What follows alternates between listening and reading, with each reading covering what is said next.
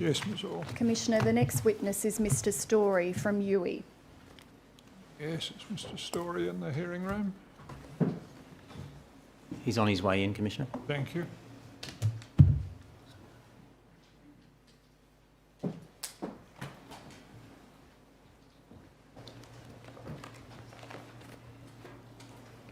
Mr Storey, if you'd be good enough to come into the witness box, and if you wouldn't mind just staying standing for a moment, would you prefer to make an oath or take an affirmation? Take an oath, thanks, Commissioner. Yes.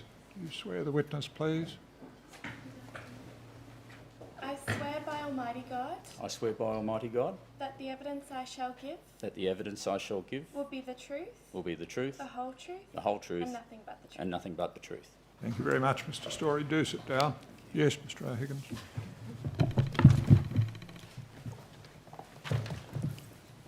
Thank you.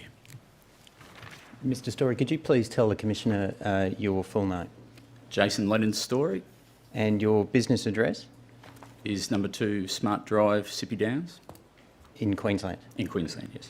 And your current occupation, please? I'm the Chief Operating Officer of Claim Services for Youi. And for how long have you held that position? I was appointed on a temporary appointment from August and then made permanent in November last year. And you're here today because you received a summons from the Commission to give evidence, is that right? That's correct. And you have the original of that summons I with do, you? yes. I tender that summons, please, Commissioner. Exhibit 6.333 will be the summons to Mr Storey. And Mr Storey, you've signed a witness statement concerning rubric 415 dated 17 September 2018, is that right? That is correct. And do you have the original of that statement with you? 415 original, yes I do.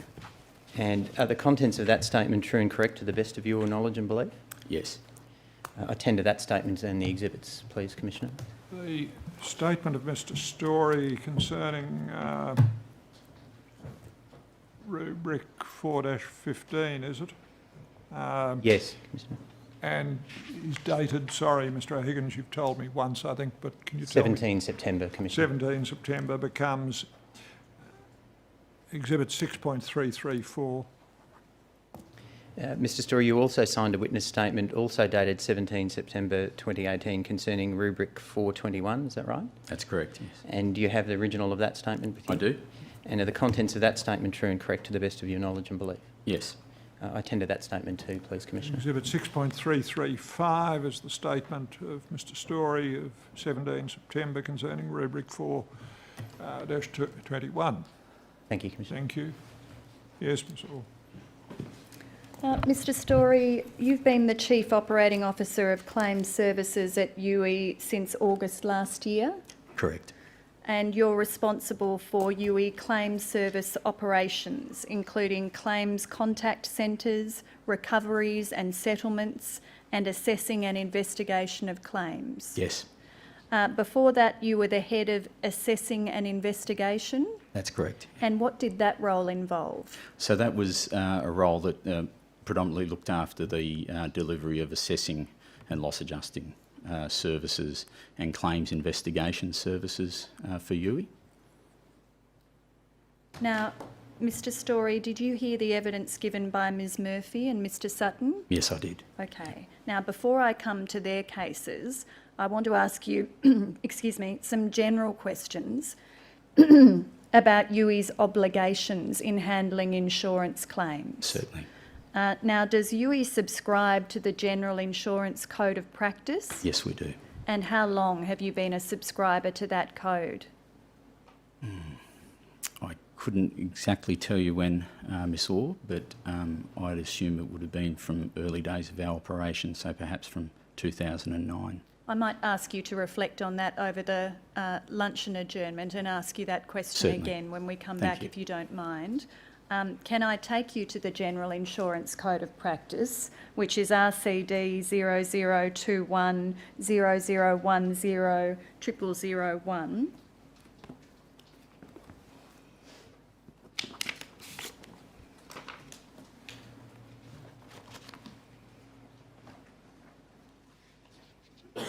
You're familiar with this document, Mr. Storey, I'm the sorry. General Insurance Code of Practice? Yes, I am. Yes, it will come up on the screen. Thank you.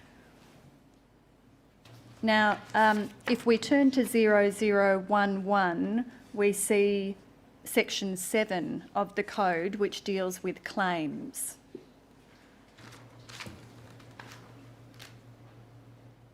And under clause 7.2 of the code, we see that Youi is required to conduct claims handling in an honest, fair, transparent and timely manner in accordance with this section. Correct. You're familiar with that obligation? Yes, Miss Orr.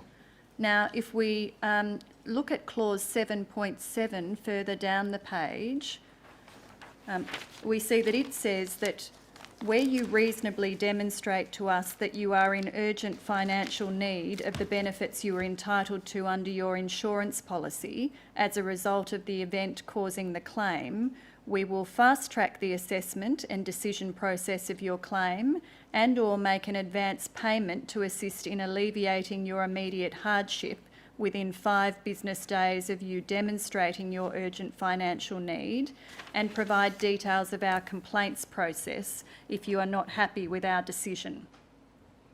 Yes. Now, do you agree that the code emphasises the importance of not leaving a customer in financial hardship? Yes. Now, if we turn to 0012, we see that the code goes on to impose requirements in relation to the assessment and investigation of claims and in relation to making decisions about claims. Do you see that? Yes. And then at 0013,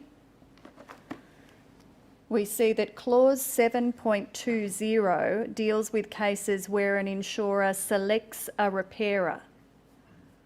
Where we have selected and directly authorised a repairer, we will accept responsibility for the quality of the workmanship and materials and handle any complaint about the quality or timeliness of the work or conduct of the repairer under our complaints process.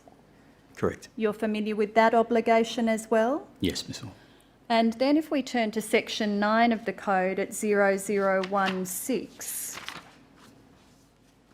we see that section 9 of the code deals with catastrophes. And clause 9.2 requires Youi to respond to catastrophes in an efficient, professional and practical way and in a compassionate manner. Yes. What does Youi do to ensure that it complies with this obligation?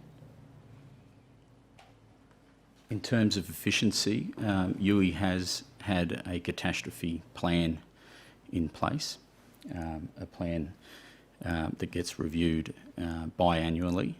In that plan, we set out tasks for our response to catastrophes, including staff work planning. So I suppose I'm speaking to the efficiency part of it here. So we can respond appropriately with the right resources to those catastrophes to meet efficiencies and the timeliness required for those events. In terms of professional and practical, Youi employs its own insurance assessors. We have quite a substantial resource of assessing resources spread across Australia and New Zealand that we can draw on. So therefore we can, if a catastrophe is in a certain region, we can draw on those resources and divert those resources, and using our own people as opposed to having to outsource that aspect. You know, we believe that that certainly upholds the professional aspect there by having our people that are employed by us essentially to deliver that service. And certainly in terms of compassion, it is certainly my belief that staff employed by Youi are certainly best placed, to deliver that direct, compassionate service to the customers. And certainly in terms of making, and to what you mentioned earlier there in the other section about making advance payments for customers, having our staff mandated with those decisions, to make those decisions certainly assists in that way. Now, I'm going to come to the details Yeah. of the cases of Ms Murphy and Yes. Mr Sutton, but can I ask you now, before we get to that detail, whether you feel that the evidence of those two Youi policy holders is consistent with your obligation imposed by clause 9.2 to respond to catastrophes in an efficient, professional and practical way and in a compassionate manner? No, I don't believe we have met in that case. Do you accept that those cases demonstrate Youi responding to a catastrophe in other than an efficient manner? I think in initial response we were efficient, but certainly afterwards we certainly have a lot of work to do there in those instances. Yes. Do you accept that those two cases demonstrate Youi responding to a catastrophe, two different catastrophes, in a way that is other than a professional way? I think in certainly the management of the builders, for instance, that were involved, we certainly could have been more professional in that regard. And do you say that Youi was responding in a practical way in the case of those two policy holders? No, I couldn't support that statement given what I've heard in the evidence this morning, yes. And do you accept that Youi did not act in a compassionate manner towards these two policy holders? No, I would accept that, yes. All right, thank you. Now, what do you understand to be the consequences of a failure to comply with the provision of the General Insurance Code of Practice? Yeah. Certainly we would have to record that as an incident of non-compliance. You would record it as an incident of non-compliance? Yes. Would you have to do anything else? We would certainly have to table that in our information that we provide to the Code Administration Committee. You would table it in an information that you provide to the Code... In reporting to the Code Administration Committee, yes.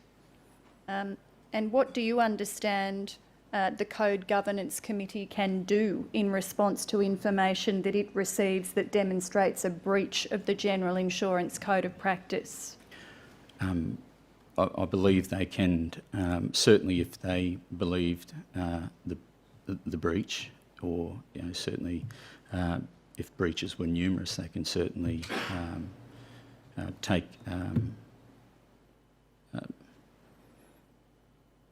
sorry, I'm just trying to... they could certainly investigate us for that, I would imagine. So they and certainly, request further information and clarification on those matters.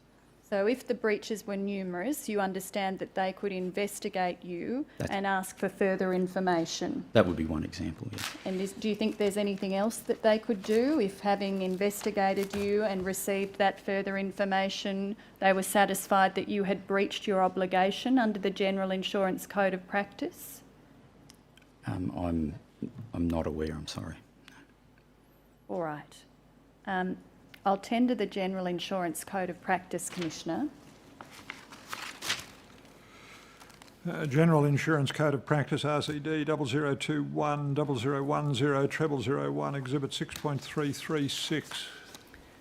Now, in addition to the obligations imposed by the Code, Youi also has an overarching duty implied into all of its insurance contracts to act towards its customers with the utmost good faith. Are you aware of that obligation? Yes. And in your view, did Youi discharge that obligation in connection with the cases of the two policyholders who've given evidence? Sorry, could I ask you to rephrase that? So I'm referring to the duty to act towards your customers with the utmost good faith. Yes.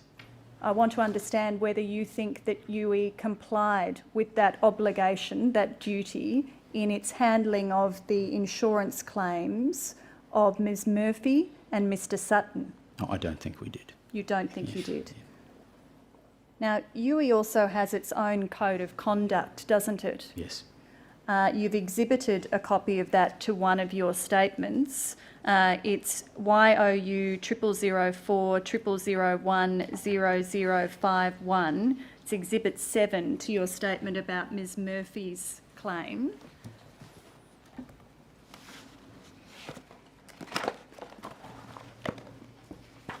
Now, this document we see is the Global Code of Conduct Policy for Youi, dated the 12th of September 2017. Yes. Does it remain Youi's current code of conduct? Yes, I believe it does, yes. Now, if we look at the introduction at 0052, we see that the introduction to the Code of Conduct tells us that Youi conducts business with the highest standards of personal and corporate integrity. Do you see that? Yes, I do. And if we look at our values at the bottom of that page, and perhaps we could have the second page brought on the screen at the same time, we can see under our values, the essence of a successful and visionary company is its ability to develop and maintain a unique culture. Youi has done this by having a clearly defined, measurable business vision and a set of distinct core values. Our values provide a framework for our thoughts, attitudes, actions, and appropriate business conduct for all employees. As the insurer of choice, we're a fun, vibrant, and unique general insurance company, consistently delivering both exceptional value and profitable results. So that's a description of the Youi values. Yes. And the first value that is listed under there is awesome service. Is that right? That is correct. Awesome service is described as we all own the moment every time we interact with our clients and colleagues. We go the extra mile for our clients and colleagues so they come back for more and tell others about it. We move fast to ensure we are there for people when they need us, and we get things right the first time. So that is one of Youi's values in its existing code of conduct. Yes. And over the page at 0054, we see a list of expected behaviours at Youi. The second of those is respect clients and treat them courteously and professionally.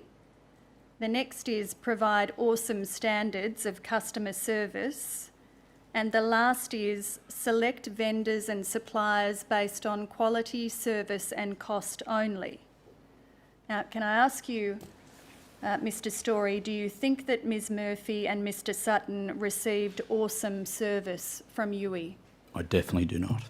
Do you think the way that Youi handled their claims was acceptable? No, it was not. All right. I want to move to asking you some more detailed questions about Ms Murphy's claim first, but I see the time, Commissioner. 2 o'clock. Yes, thank you, Commissioner. If you can be back in time to begin by 2 o'clock, I'd be grateful. We'll adjourn until 2 p.m.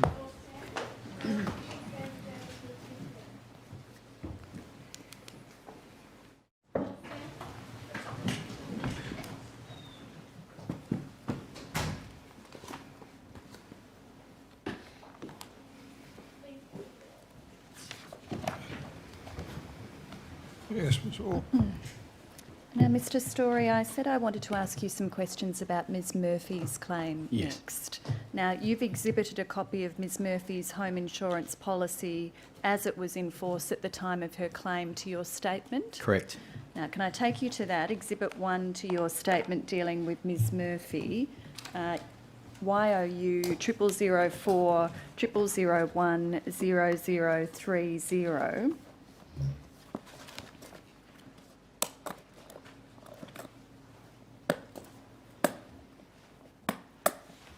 Now, this is a letter from the 14th of October 2015 confirming renewal of the policy on the 16th of November 2015.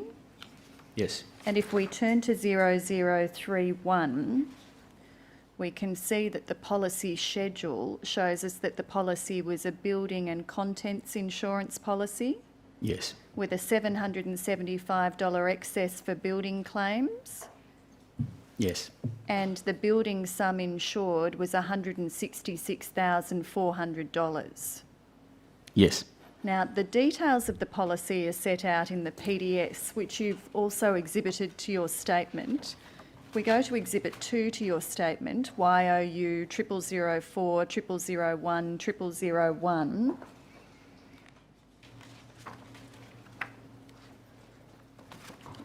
this is the PDS for the insurance policy that Ms Murphy had. Yes. And if we turn to 0011,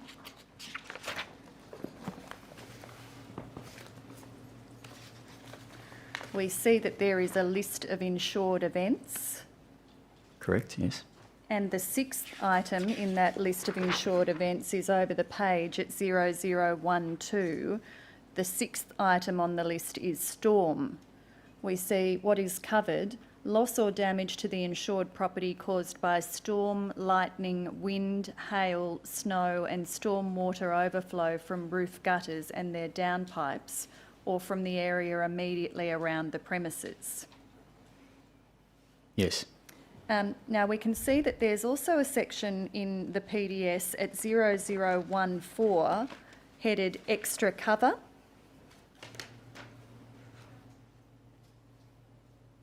You see that?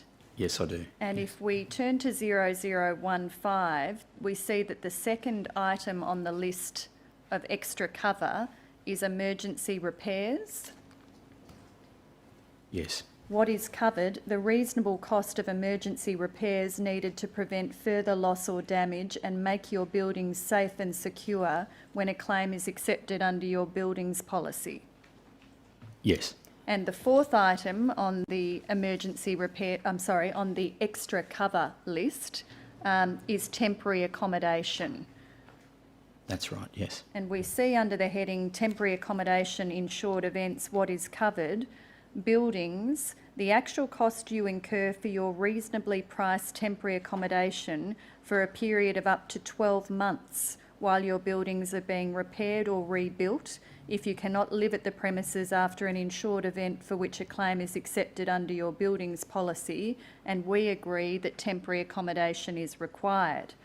The most we will pay for 1 month's accommodation on each claim is 1% of the building's sum insured, plus up to $250 for pet accommodation.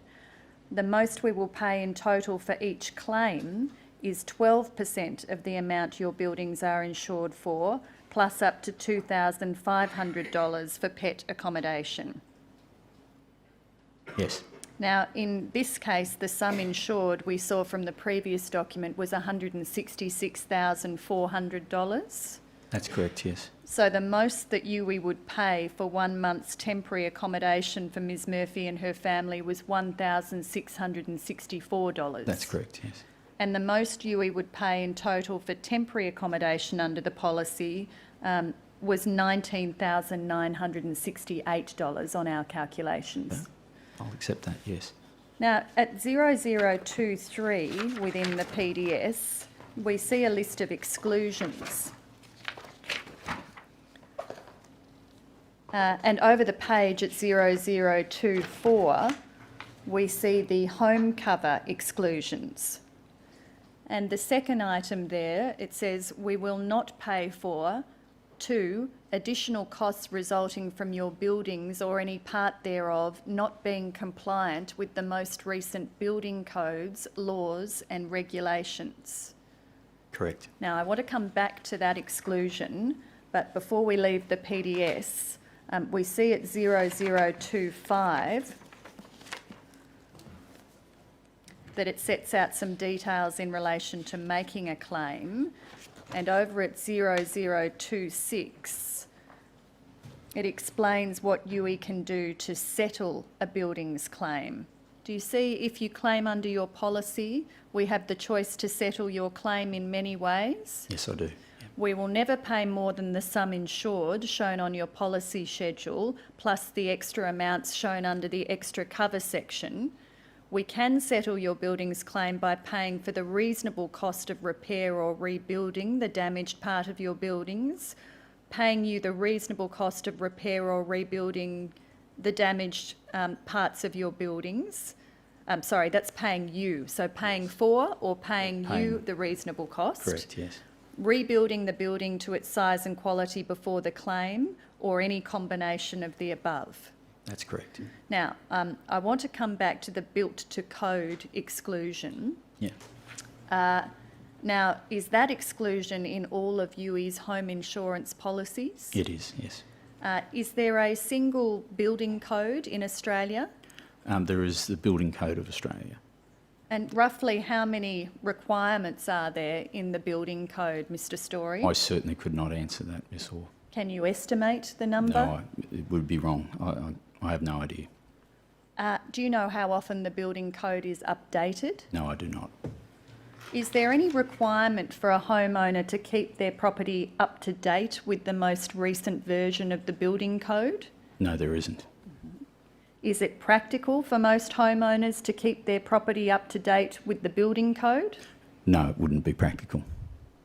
Why not, Mr. Storey? Well, I think homes are built at a certain period. Codes change, as you've mentioned, and I think it would be unreasonable to expect the average person to consistently stay abreast of those code changes and upgrade their property accordingly. I don't think that would be economical for anyone, any homeowner.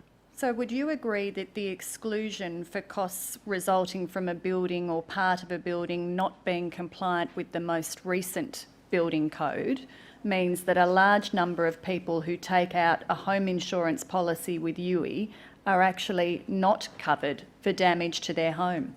No, I wouldn't say it'd be a large number, and I couldn't say that because, and I think the intent of these exclusions are for non-compliant works. So, typically in what would be discovered in a claim circumstance is where people have built structures themselves without seeking any approvals, any structural approvals or engineering and the likes, and those works becoming damaged in a claim. So they were never built to any code, I suppose.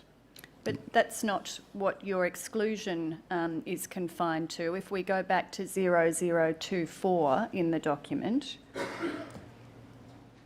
Youi will not pay for additional costs resulting from your buildings or any part thereof not being compliant with the most recent building codes, laws and regulations. Yes. So Sorry. do you accept that that exclusion extends far beyond structures that are built by a homeowner that were never code compliant in the first place? Yes, it may. Yep. It extends to parts of a home that were code compliant when they were constructed, but because of changes to the building code are no longer code compliant at the time the claim is made, doesn't it? Yes. Now, do you think that's a fair term to have in your contracts with your customers, Mr. Storey? I think it's required, and particularly with the circumstances I presented, or the example I gave earlier. I think it's a term that insurers should have. I think particularly if the structure that's being assessed at the time as part of a claim has actually contributed to damage, for instance. But it's not confined to that, is it, Mr. Storey? No, it's not. Your evidence, as I understood it, was that it's not reasonable to expect homeowners to keep their homes compliant with the latest iteration of the building code. That's correct. So why is this not an unfair term? That's effectively what it Well, requires. I think it depends on how it's applied in the claims process.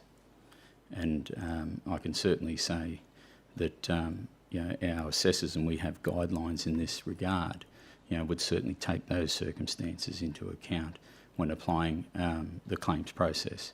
Well, Whether the customer would have been reasonably aware or and the like.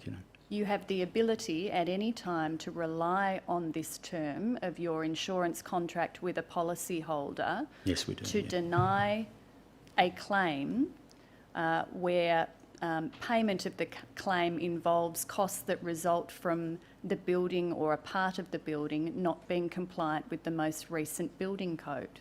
Yes, we do have that ability. And I want to put to you that that is an unfair term to have in your contracts with your policyholders, I don't accept it as unfair.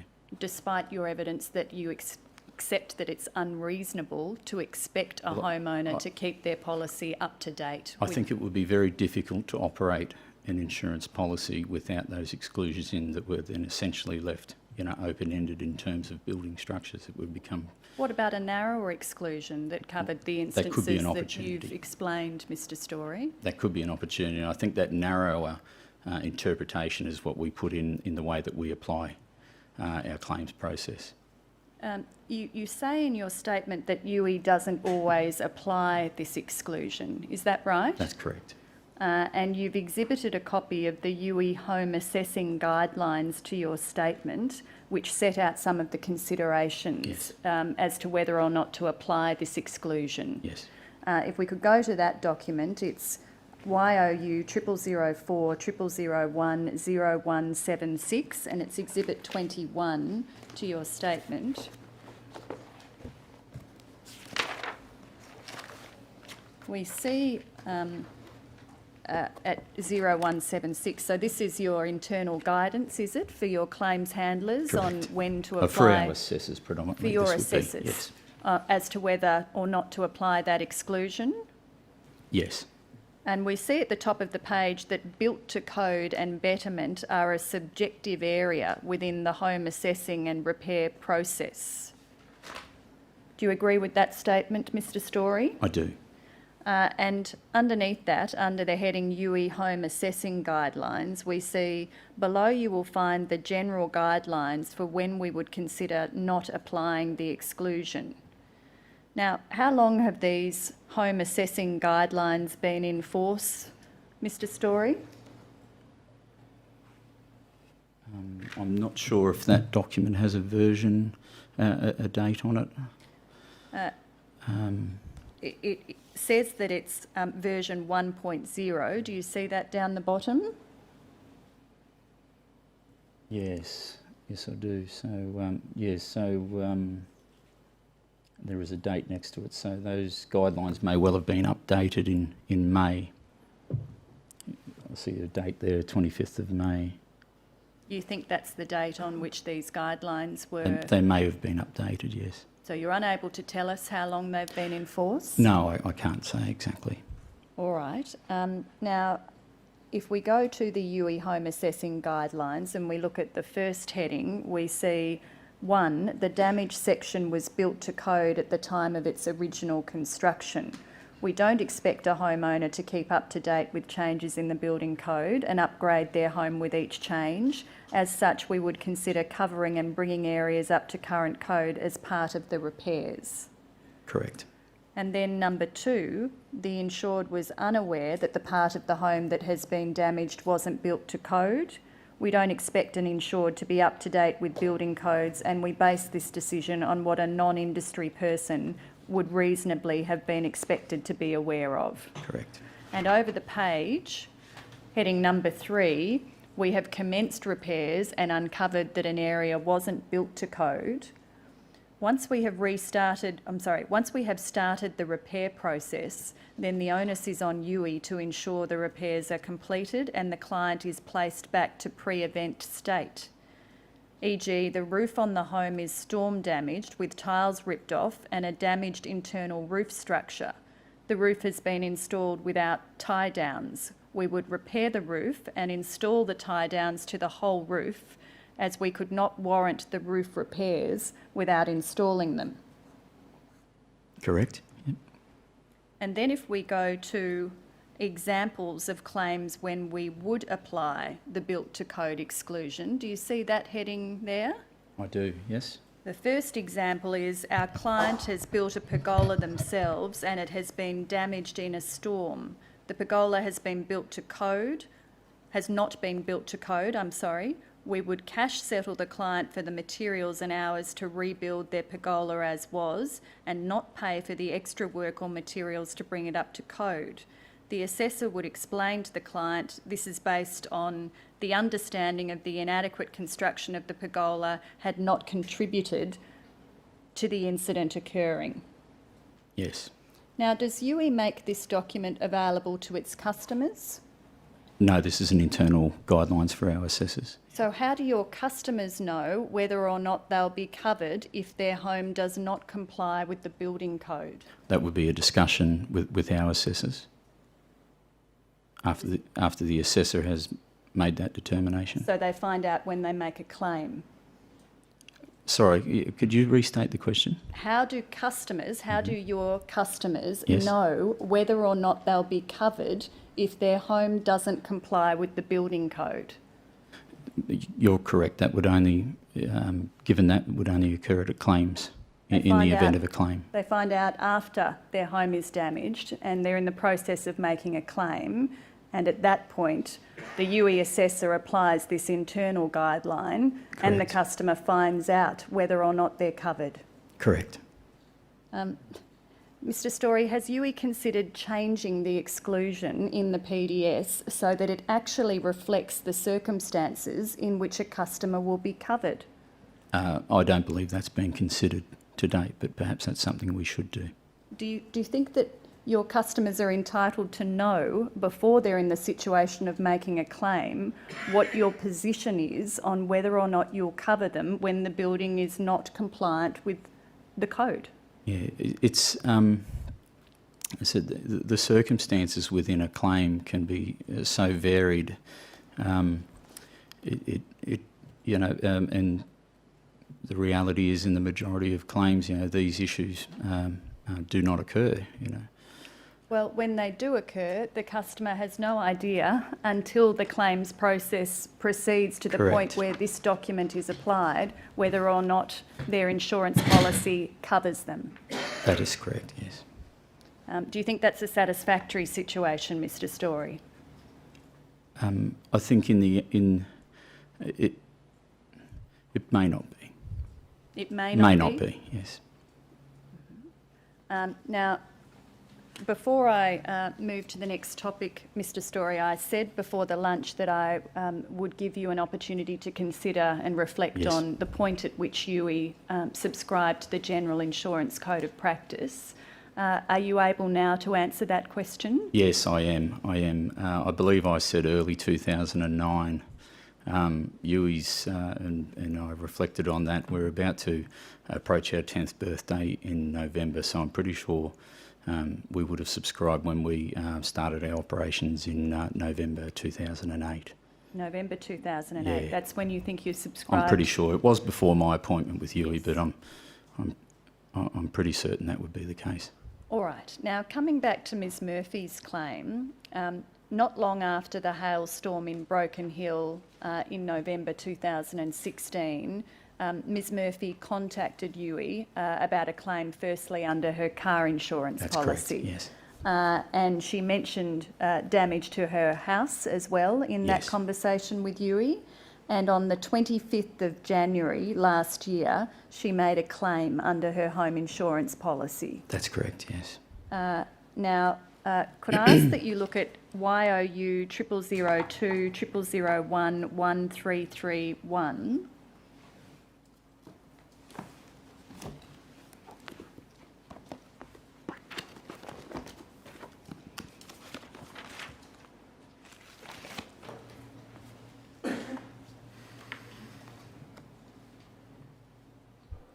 What I'm going to have brought up, Mr Storey, is the claims notepad Yes. that relates to Ms Murphy's claim. The claims notepad is an extract of all of the entries in Youi's claims management system relating to correct. that claim. Is that Yes. right? Yeah.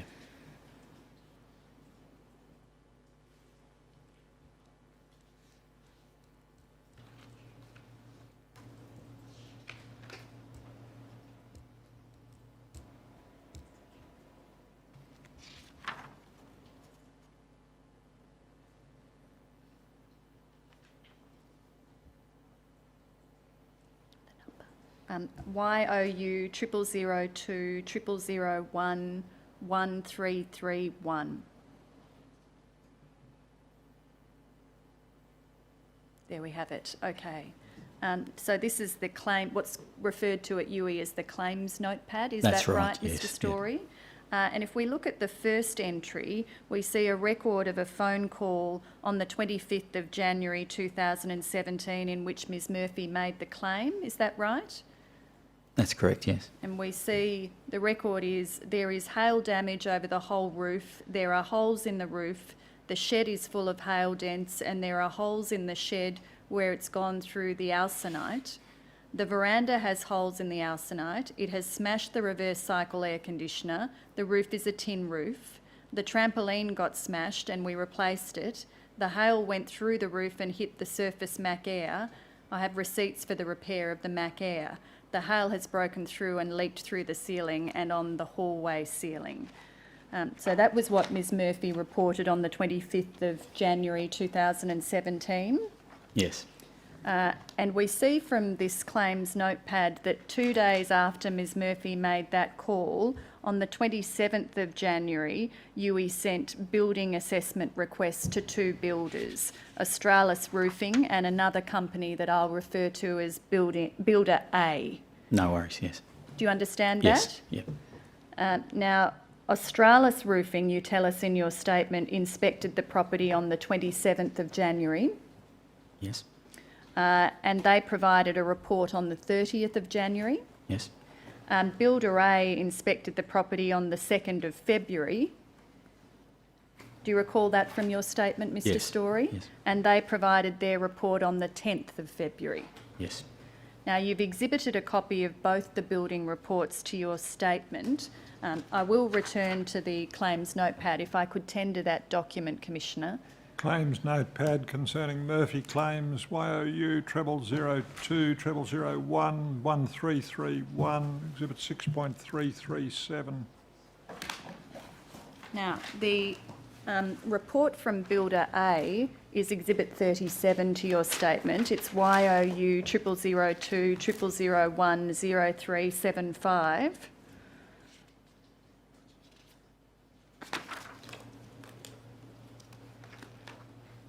And if we turn to 0376, we see that Builder A reports, while on site, I observed that hail has caused damage to the following items. Do you see that? Towards the top of the page. Damage to the main roof. Yes, I do, To the yes. front veranda, to the rear garage, to the cubby house roof, to the internal hall ceiling, and to a PVC pipe on the outdoor spa. Do you see that? I do, yes. Now, if we could bring up the following page at the same time, 0376 to 0377, we see that the builder set out a scope of work and quoted $25,778.28 for the work. Do you see that? I do. Now, there was no mention of the roof not complying with the building code in this report. It doesn't appear to be, no. And the claim was allocated around this time to a loss assessor within Youi, is that right? That's correct, yes. And what does a loss assessor do, Mr. Storey? So they, so in this instance, home building assessor is the internal terminology that we use. So our home building assessors would attend the property, validate the loss had occurred as stated by the customer. They would prepare a scope of works to guide the quoting process, and then it would fall to a number of different processes after that internally, depending on the damage that's been seen. So for simple claims, the assessor may be able to appoint just one builder to attend and quote, and it's as the quantums rise, we may seek more than one quote, and so he would direct a number of builders to provide estimates on that damage. He would then assess those estimates for completeness and cost, and allocate that work to one of those builders. So a few days after this building report was received, on the 13th of February, the loss assessor, we see from your statement, attended at Ms Murphy's home and undertook a site inspection. I believe, yes, And he prepared an assessment report and decided to accept the claim. correct. Now, the assessment report is Exhibit 38 to your statement, YOU 0004 0001 0110.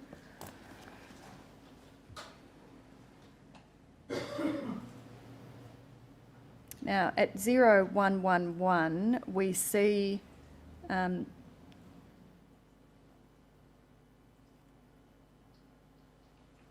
I'm just trying to find the part of this page that I want to take you to. I'm sorry, the next page, 0111. Under the heading recommendations, when then that comes up, we see in capital letters under there, based on SP findings and discussion with the insured, recommend acceptance of resultant damages from a listed storm event.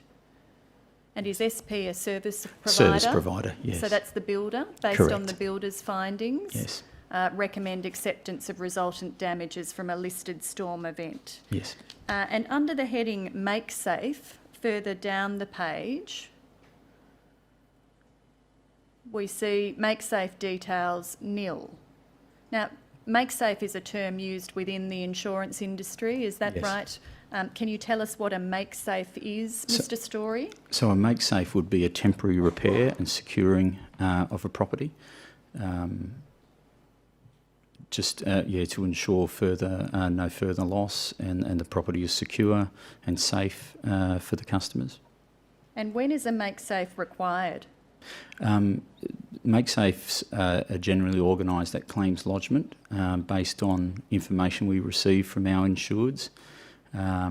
We have a process in our claims lodgement process to ask a series of questions to determine the damage, which is also ensures we get a complete and accurate claims capture description, and based on that we may then appoint one of our Make Safe providers to attend the property and conduct those works. So when you appoint someone to attend a property and conduct Make Safe works, what do you do to check that the Make Safe has been performed?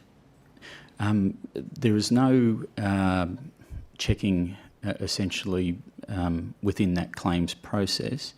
We do have another a function within Youi, within our service quality department, who have independent building auditors, and as part of our standard audit process,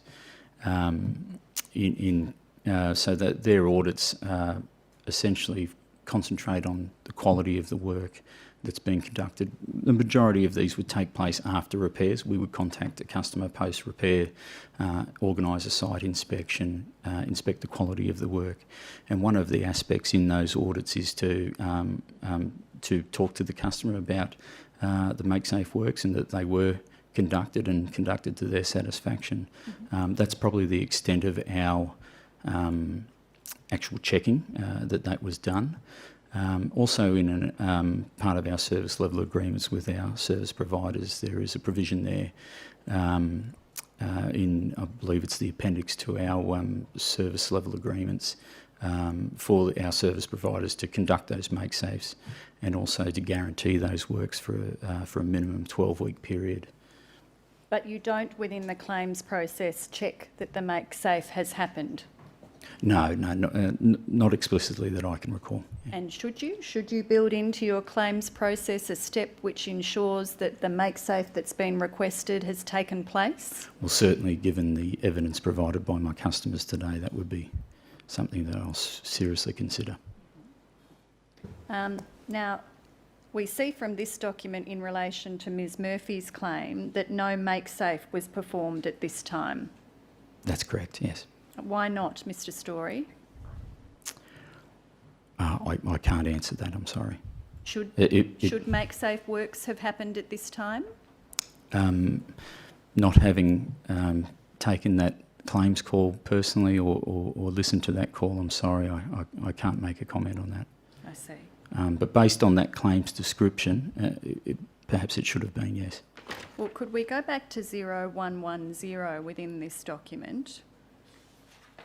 We see that your loss assessor estimated that the necessary works would cost $27,172. Do you see that towards the top of the page? Yes. And after this report was produced, Youi asked for quotes from 2 companies to repair Ms Murphy's roof. Correct. Yep. Now, if we go back to the claims notepad, YOU 0002 0001 1331,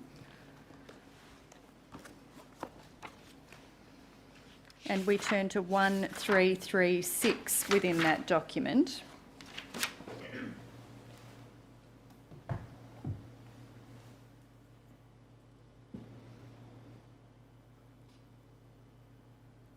We can see in the entry for the 26th of February at the top of the page at 10:16 a.m. that 2 quotes were received. One from Australis for $26,944.50 and one from Builder A for $25,778.28. Yes. Now, both those quotes were less than your loss assessor's estimate of the works. His estimate, you saw from the document yes, before, it was about 27. 27,172. Yep. And we can see from this entry here that Builder A was selected for the job because their quote was the most competitive. That's correct, yes. And we see further down that the building job authorisation was sent to Builder A later that day. We see that about halfway down the page. At Yes. 5:30 on the 26th of February. That's right, yeah. Now, Youi has a panel of approved builders, is that right? That's correct. And what does it mean for a builder to be on that panel? So a builder on our panel has been through a process of application with Youi where they satisfy certain criteria in terms of their structure, their capability, the areas that they can service for us. Once they are approved on our panel of builders, we make work available to them to receive that work directly from Youi, yes. So at this time in February 2017, Builder A was on your panel of approved builders. In February, yes, they were. Yes. And at the time of the Broken Hill hailstorm, Builder A had been on that panel since February 2013 in yeah. South Australia. Correct, yes. And for about a month in the rest of Australia. Is that yeah, right? I believe that's what I recall as well, yes.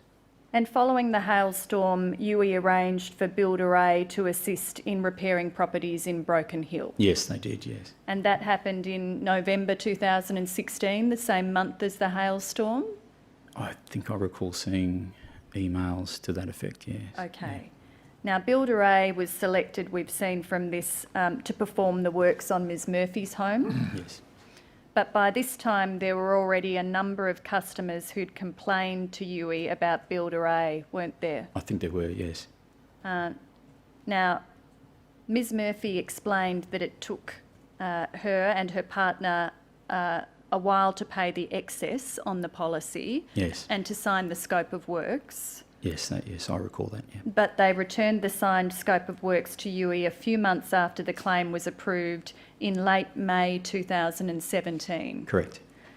And by that time, in addition to the broader complaints about Builder A, issues had emerged specifically with their performance in relation to the Broken Hill claims. Yes. Could I ask that you look at YOU 0011 0001 0016?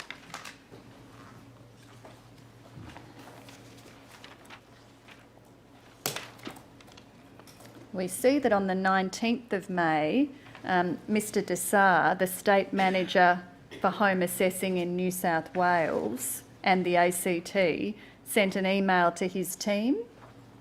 Afternoon team again, in relation to claims in Broken Hill, either be current or new claims, can we please not allocate, that's another builder, or Builder A, building until further notice? You've Yes. seen an unredacted version of this? Yes. Yes. And you know that the next paragraph is about Builder A? The one that begins in regards to? No, Sorry? the one that starts with a redaction and then the word yeah, okay. building. I'll just quickly read that. Yes.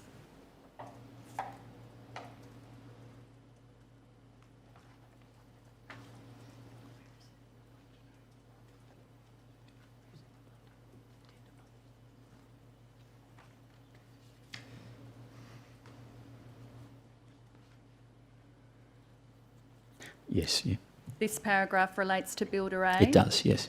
Builder A have been placed on suspend in the region, given we have had a number of complaints regarding works authorised, which includes delays in repairs, contractors not being paid, or just no planning on where the job is at.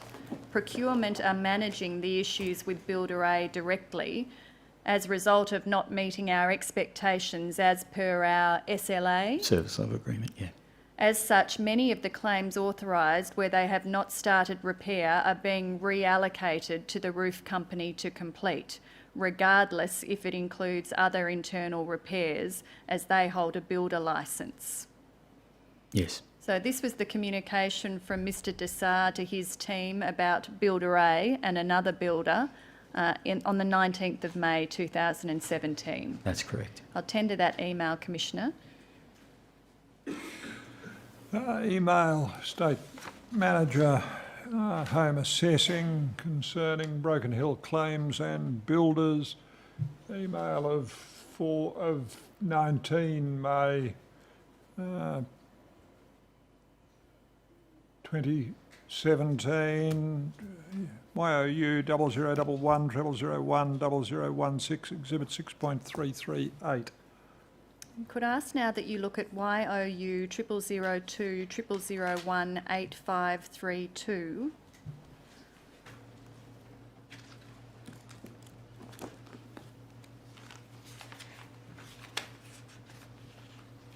We see two emails on this page. Can I start with the email on the bottom half of the page? On the 25th of May, Aaron Mortimer, a home procurement manager from Youi, sent an email to Builder A.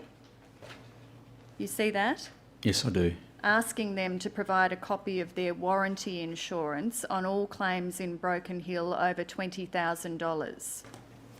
That's correct, yes. And why do builders engaged by Youi need warranty insurance? I think that's a standard insurance, homeowners building insurance that would be in place for all building works. Is it a requirement of the law?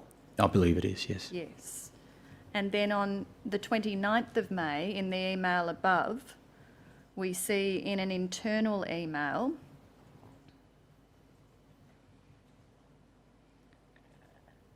Mr Mortimer provided an update on Builder A's response. Short version, reading the builder are going to provide information today and admitted some job insurance is retrospective.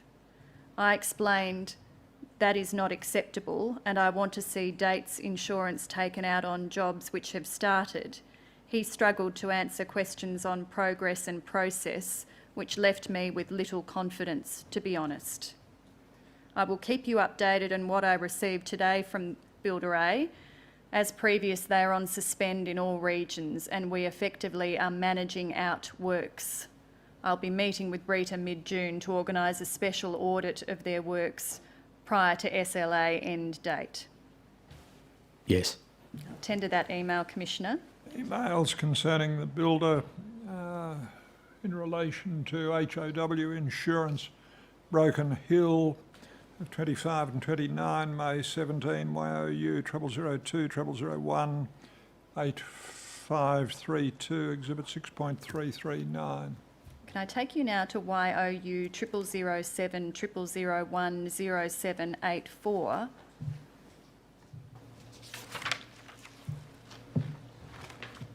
And if we could start with 0786, and we'll need to enlarge the email in the About bottom. now, I wish I had my glasses with me. I think we'll make it easier for you, Mr Storey, if we could enlarge the email at 0786 in the bottom half of the page.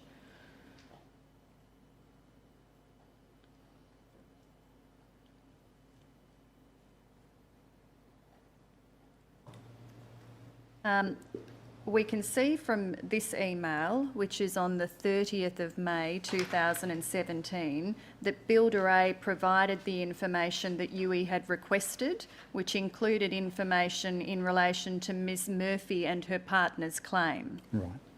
Yes, I See see that? that, yes. And the information about that claim, perhaps if we could, we need to see the far right column of the table, which is off the screen at the moment.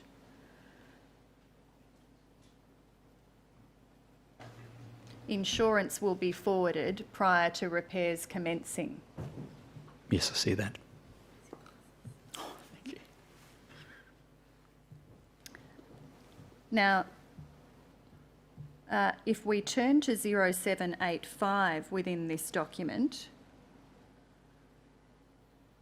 perhaps if we could have 0785 at the bottom of the page enlarged, we see that on the 31st of May, Mr Mortimer responded to the email from Builder A. Do you see that? Yes, I do, yes. And he said, the information provided below again raises flags that correct process under state legislation is not being adhered to, which places our clients and Youi at risk. And if we then go to the continuation of that email at the top of the next page, we see that Mr Mortimer went on to say,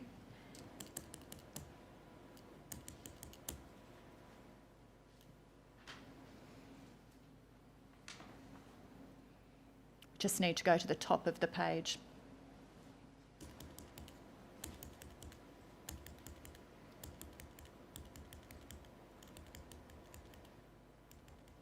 Of 0786.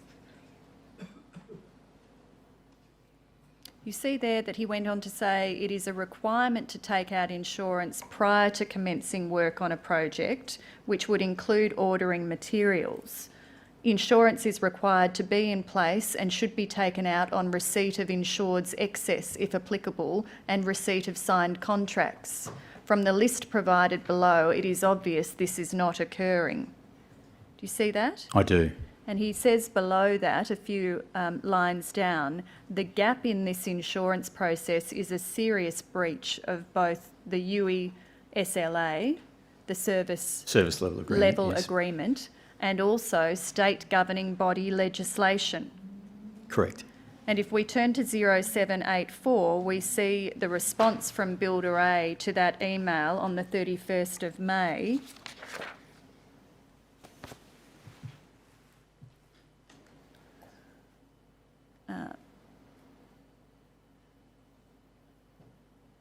Do you see the response at the bottom of the page there?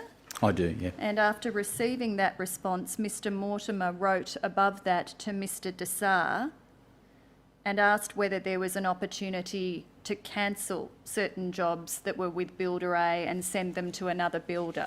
Yes, I see that. And we see that above that, Mr Dessar told Mr Mortimer that they were following up with all of these jobs that were highlighted. Yes, I see that, yeah. And in response, Mr Mortimer told Mr Dessar that he had just heard some more concerning information from another supervisor that had left Builder A in Townsville. You see that? Yes, I see that, yes. To which Mr Dessar responded at the top of the page that he had just heard. I think that, yeah, RACV. RCV. That's probably who it should have been, yeah. Yes, or Yeah. is it RAA in Victoria just gave them the boot?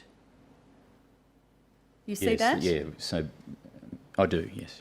So by this time, which is late May and early June 2017, Youi was well and truly on notice about a range of serious issues with Builder A. Yes, that's correct. And does Youi often reallocate jobs from one builder to another because of concerns with the first builder? Thankfully, it's not often, but it certainly can happen, yes. So the concerns about Builder A must have been quite serious to prompt Youi to take this step here. Yes. But Youi did not allocate Ms Murphy's claim to another builder, did No, it? they didn't. Why not, Mr Storey? I honestly can't answer that, but because I was not involved in that actual process, but what I can say is, and having had experience with managing claims in Broken Hill some time back, is, and certainly in this instance, available trades were in short supply. Builders that certainly were our panel builders were quite full of work at the time, and it can be very difficult, and may have led to, and look, in hindsight, what we know now, the delays were totally unacceptable regardless. But I can only assume that they were considering the ability to actually find another builder to do that work in a timely manner. Well, where do we see that No, recorded as in I any said, of these I can't communications? give you an answer of why, because I wasn't involved. I'm That's your giving you reasons. speculation? Yes, correct, Yes. yes. We know from these emails that Youi had formed the view that Builder A had breached the law by not taking out insurance prior to commencing various building jobs in Broken Hill. That's certainly what our determination was. And Youi had decided to remove Builder A from its panel and suspend any new jobs that were being allocated to Builder A. I'm not sure that the decision had been to remove them from our panel at that point, but certainly I recall seeing the suspension would have been we would suspend further allocations of work. And you did subsequently remove We Builder did, A from your yes. panel. Do you know when that occurred? I believe it was, may have been in March this year. We'll find the date for you Yeah, on sorry, that.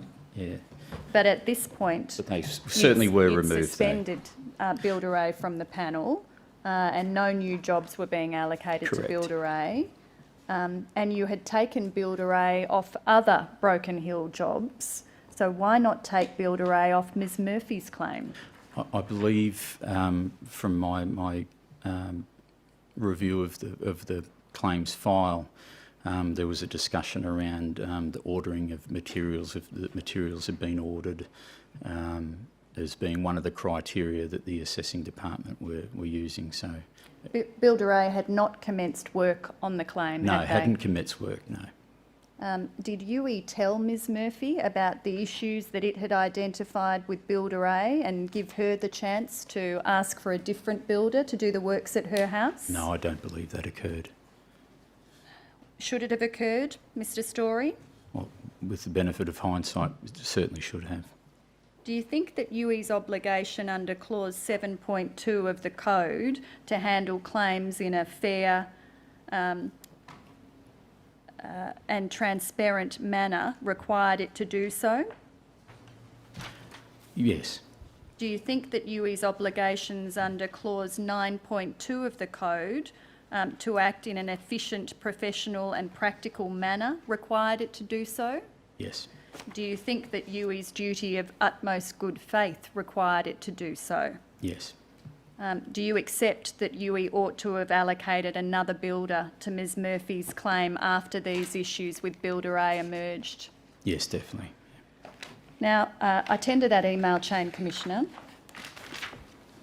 Emails concerning Youi Broken Hill update, 30 May 17 to 1 June 17, YOU 0007 0001 0784, Exhibit 6.340.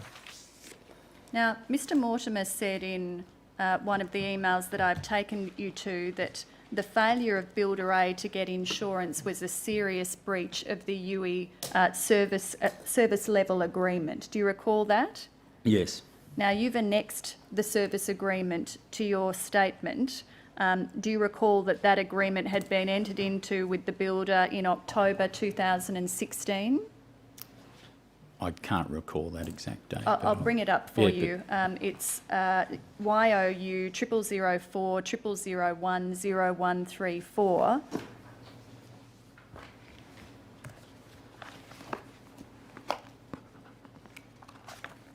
And if we go to 0155, we see that it was entered into on the 11th of October 2016.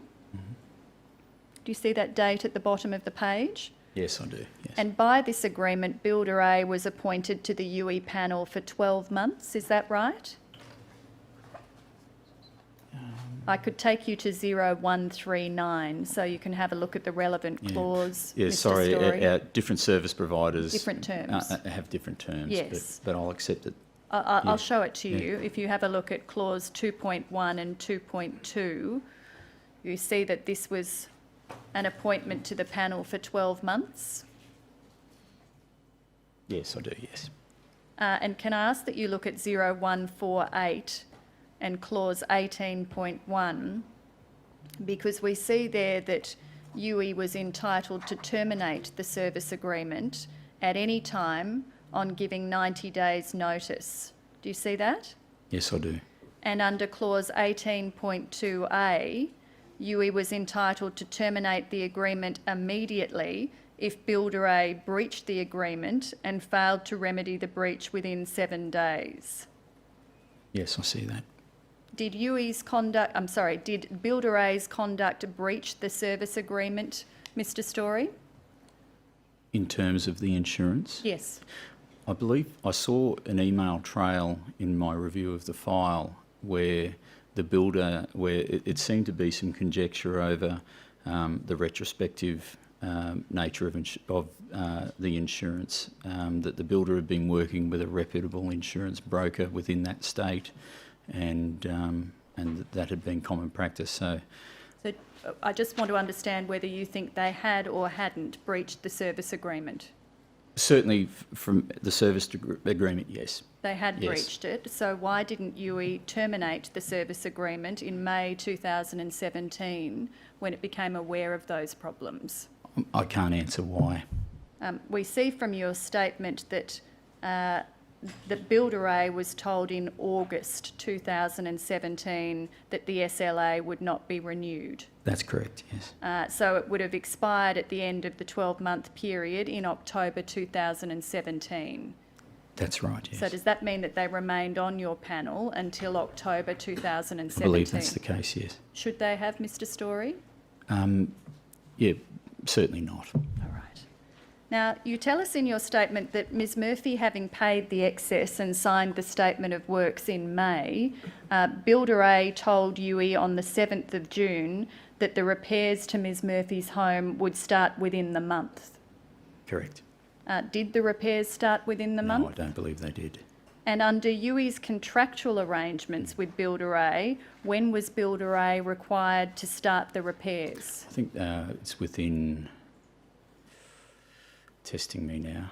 I believe it's within 4 or 5 working days. Would it assist if I showed you the Yes, standard probably. operating Would be good, procedures? yes. Is that the right document to Yeah. take you to, Mr. Storey? YOU 0004 0001 0156.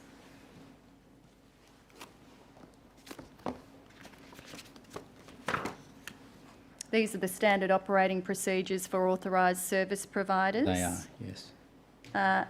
And we see from the introduction that there are a set of written guidelines that document the service quality, timeliness and cost of the function defined by a service provider.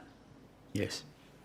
Now, if we go to page 0164 within this document, we see at clause 2.18 that for repairs with a cost of more than $10,000, Builder A was required by this document to start the repairs within 10 working days of the scope of works being signed and the excess being received. That's correct, yes. Now, when did Builder A commence the repairs? I don't believe it was until October. About last 4 year. months later, on Yes. the 4th of Correct, October yeah. 2017. And do you know why it took Builder A so long to start the repairs?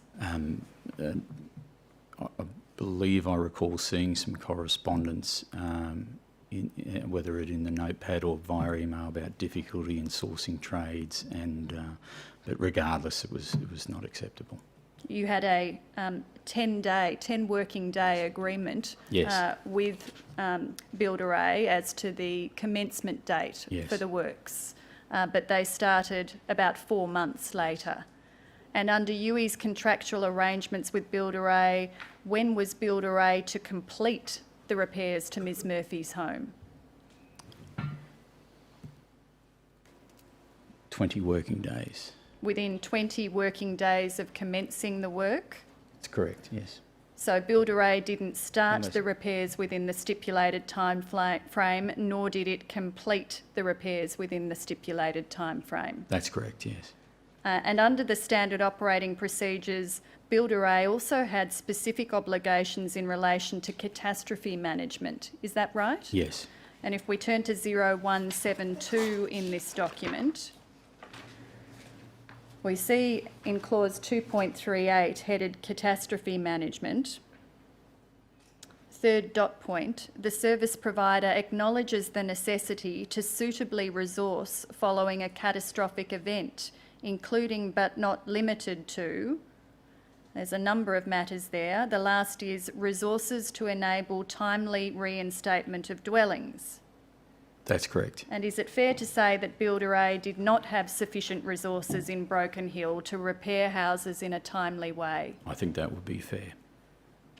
Now, if we go back to the service agreement, YOU 0004 0001 0134, can I ask that you look at 0139?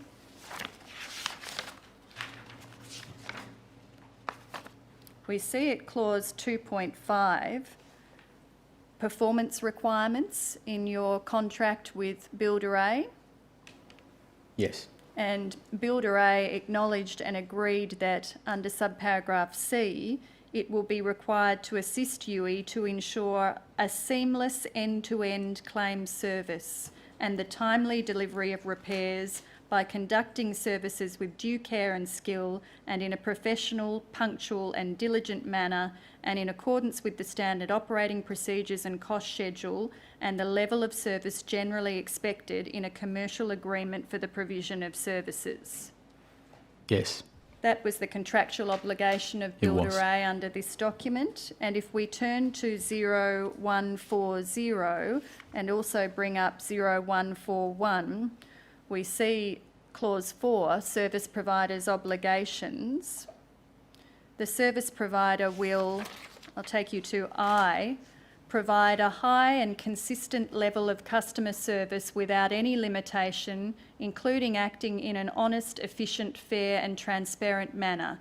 The service provider will be receptive to customer needs and demonstrate a high level of courtesy, professionalism and integrity at every point of contact. You Yeah. see that? Yes, I do. And if I take you down to T, the service provider will complete all approved works as per submitted quotes, scopes of works or approved variations. And clause V, be responsible for the quality, technical accuracy and timely completion and delivery of all deliverables and other services to be furnished by the service provider under the agreement. If circumstances beyond the control of the service provider result in a late delivery, it is the responsibility and obligation of the service provider to make the details known immediately to Youi. Correct. Do you consider that Builder A met these contractual obligations to Youi? Certainly didn't. Now, in the 4 months after Ms Murphy signed the statement of works and paid the excess, but before the works commenced, what did Youi do about the fact that Builder A had not commenced the works and was not complying with the timeframes set by Youi? Yeah, I don't think Youi did enough, Miss Orr. Did Youi do anything, Mr Storey? There was certainly from the claims advisor's perspective, I saw in the notepad and the assessor, conducting follow-ups with the builders and trying to secure start dates and the like, but we should have done more. Did Youi tell Builder A that this was not acceptable? No, I'm not aware Haven't of that. seen that No, in the I haven't claims seen that, sorry, notepad?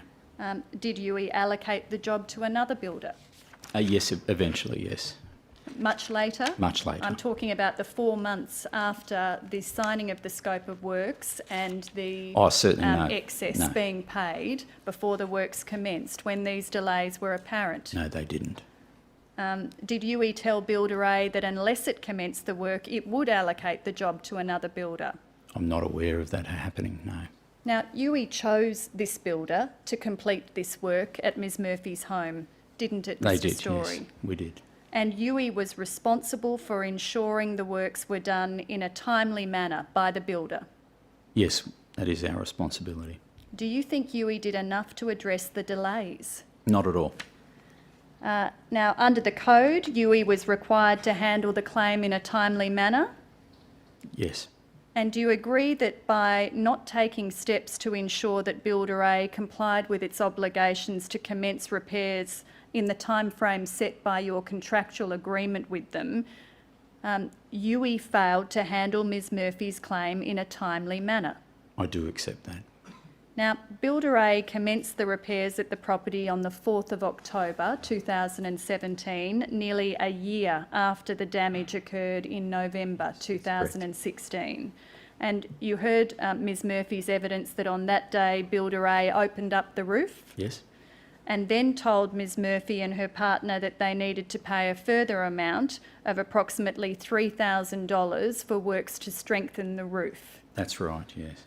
And Ms Murphy's partner telephoned Youi about that later that day. Yes, that's what I heard, yes. And Ms Murphy's partner sent emails to Youi that day about this. Mm-hmm. Now, can I take you to YOU 0002 0001 0232?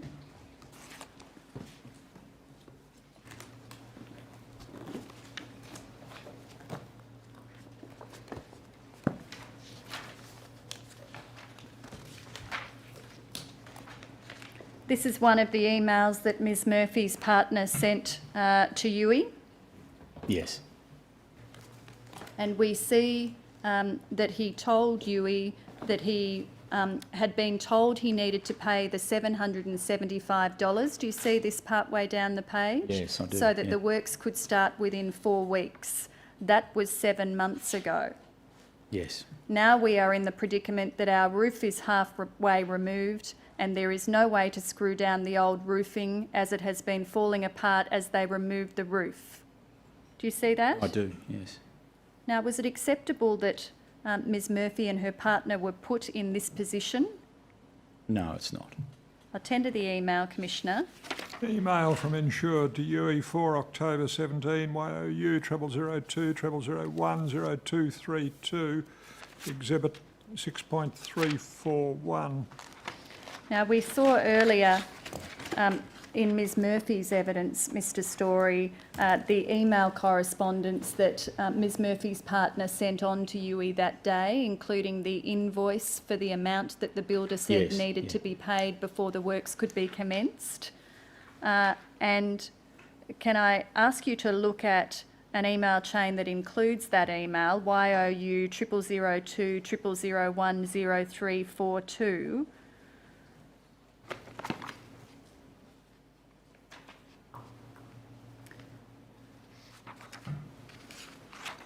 Now, the material that was emailed by Ms Murphy's partner to Youi is annexed to this email. Have you seen this email chain before, Mr Storey?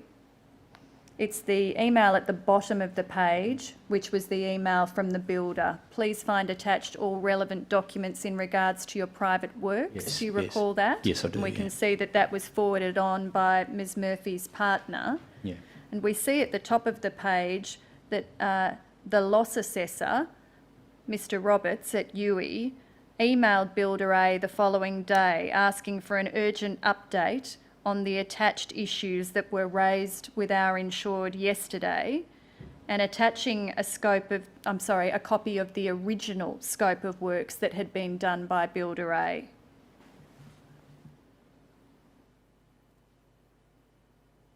yes. I'll tender this email chain, Commissioner. Emails of 4 and 5 October 17 concerning private works invoice YOU 0002 0001 0342, Exhibit 6.342. And if we go back to the claims notepad, YOU 0002 0001 1331, and we turn to 1341.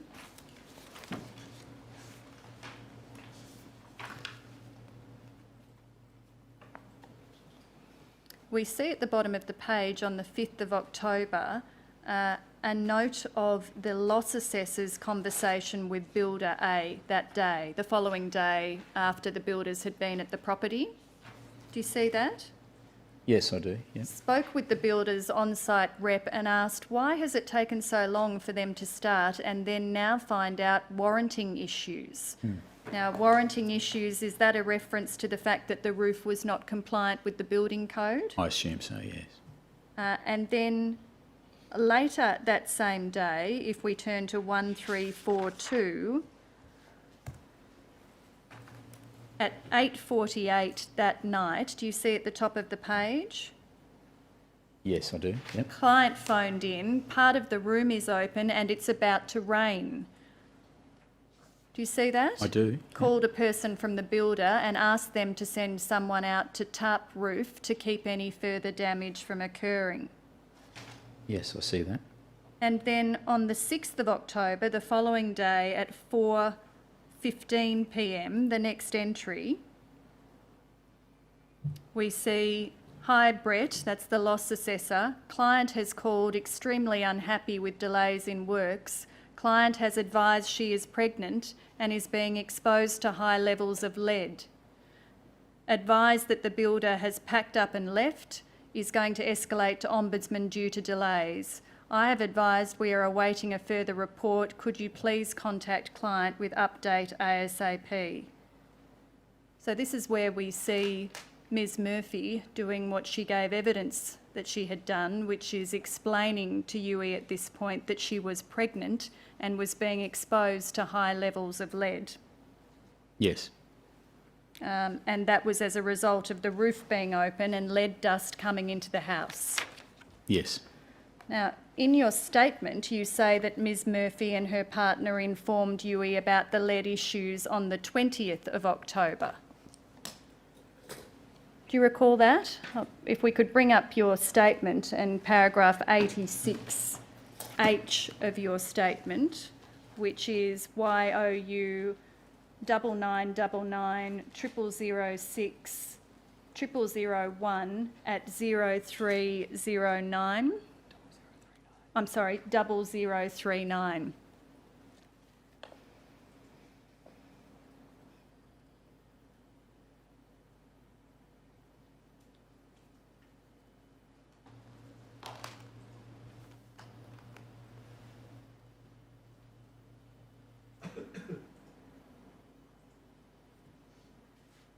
We see no reference in this chronology. Perhaps if we could pan back out, you may have been looking at the chronology in total. We see no reference to this communication on the 6th of October. No, there isn't. Was there a reason that part of the No. chronology was left out? No, that's. I don't believe I've seen that notepad before. You've not seen... No, well, I don't recall seeing that one. So I think in making this statement, I was certainly referring to the conversation that Miss Murphy was having with Mr Roberts, where she certainly mentioned the lead contamination. You refer to a conversation on the 20th of October, but do you accept, based on the claims notepad that I've just shown you, that Ms Murphy raised these matters on the... I do accept that, yes. 6th of October? Yes, I do, yes. Okay. Now, after these issues were raised on the 6th of October, Youi didn't take further action to close up the roof until the 9th of October. Is that right? Yes.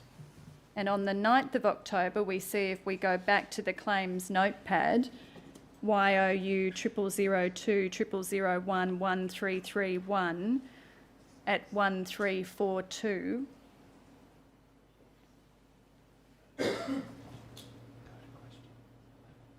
We see there on the 9th of October at 2:30, called SP site contact to ensure property covered and tarped, if unable to reattached roof sheeting removed during initial works period.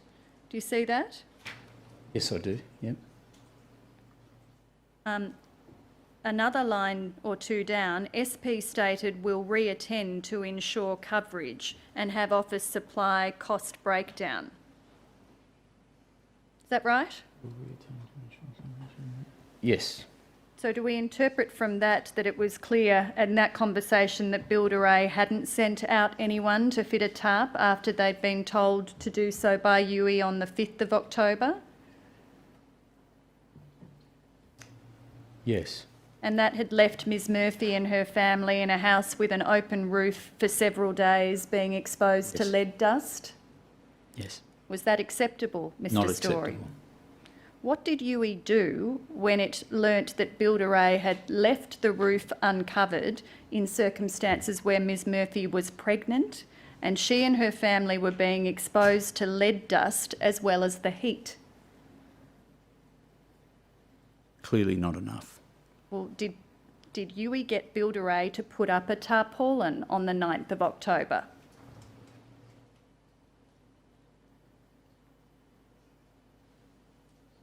That was certainly our intention by the reading of that notepad. Did it happen? I can't recall whether it happened on the 9th. Well, given that Or a Builder, tarpaulin or reattach the roof.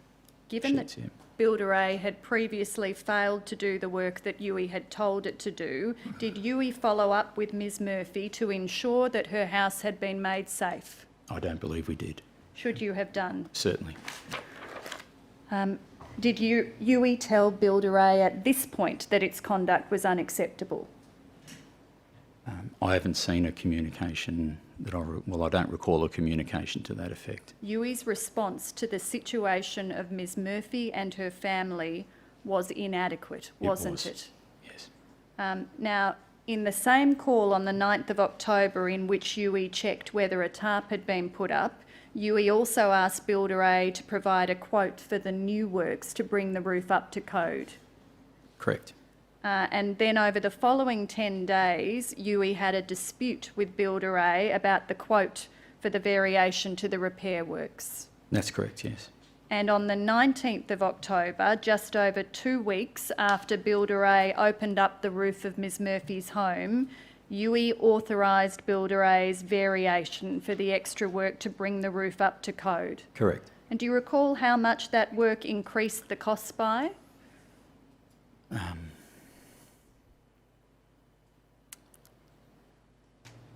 No, I'm sorry, I can't recall the exact figure.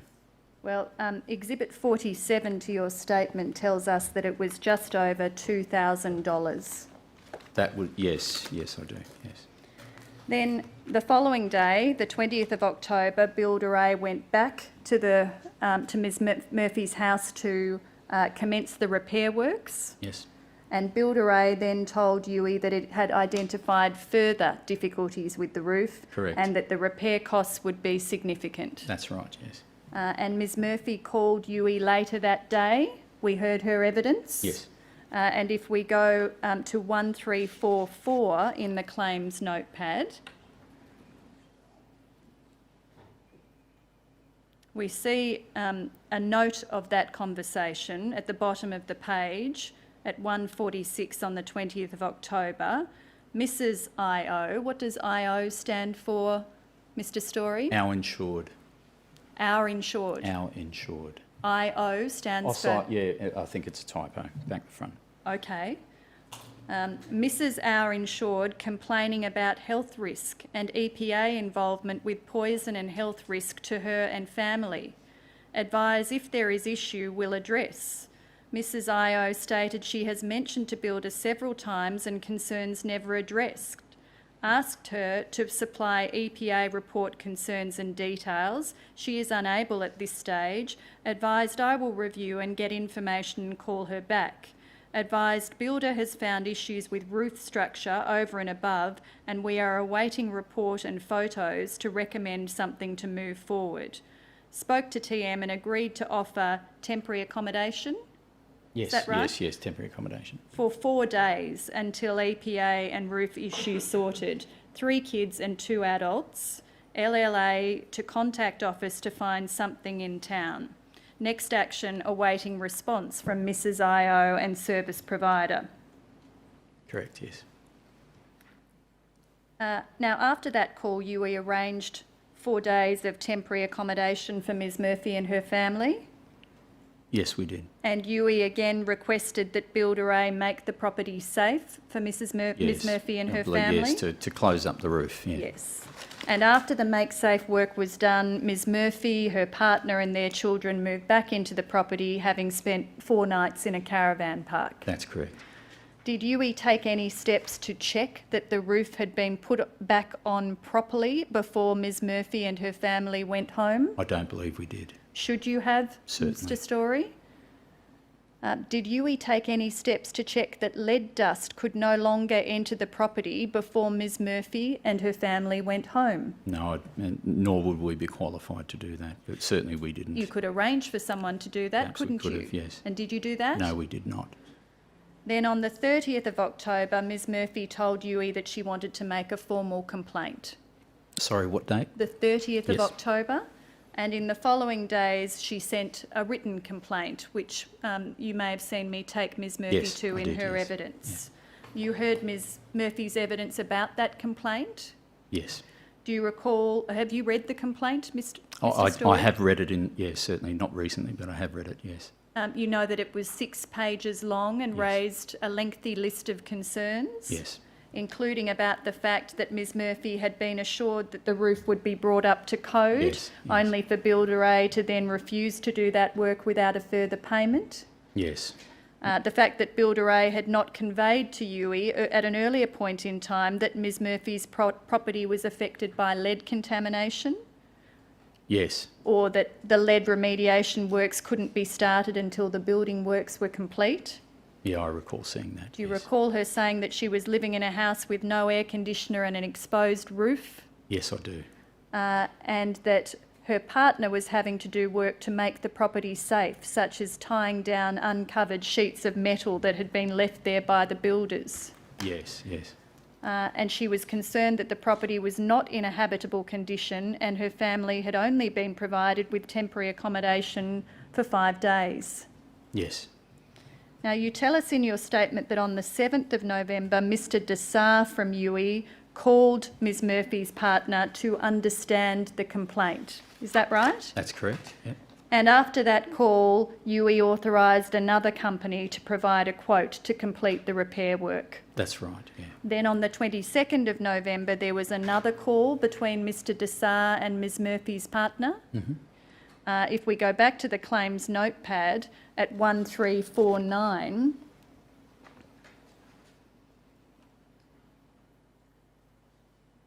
we see towards the bottom of the page, on the 22nd of November, the middle of the page at 3:20, an entry from Mr Desar. Do you see that? I do, yeah. We will authorise upgrade to frame.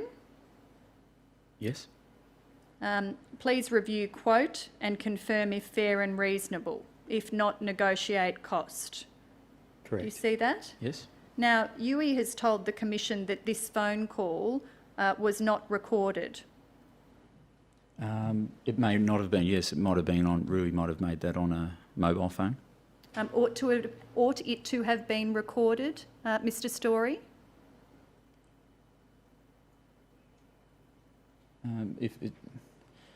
Not sure if it was an outbound call or an inbound call, sorry, so...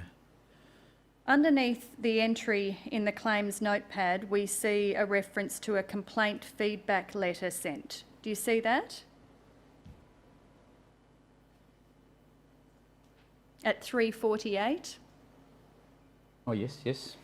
Now that complaint letter is YOU 0002 0001 0210.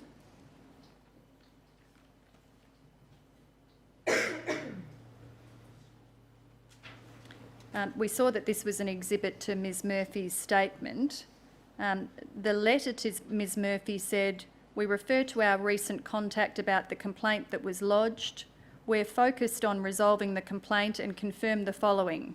An update has been provided," with a box next to it.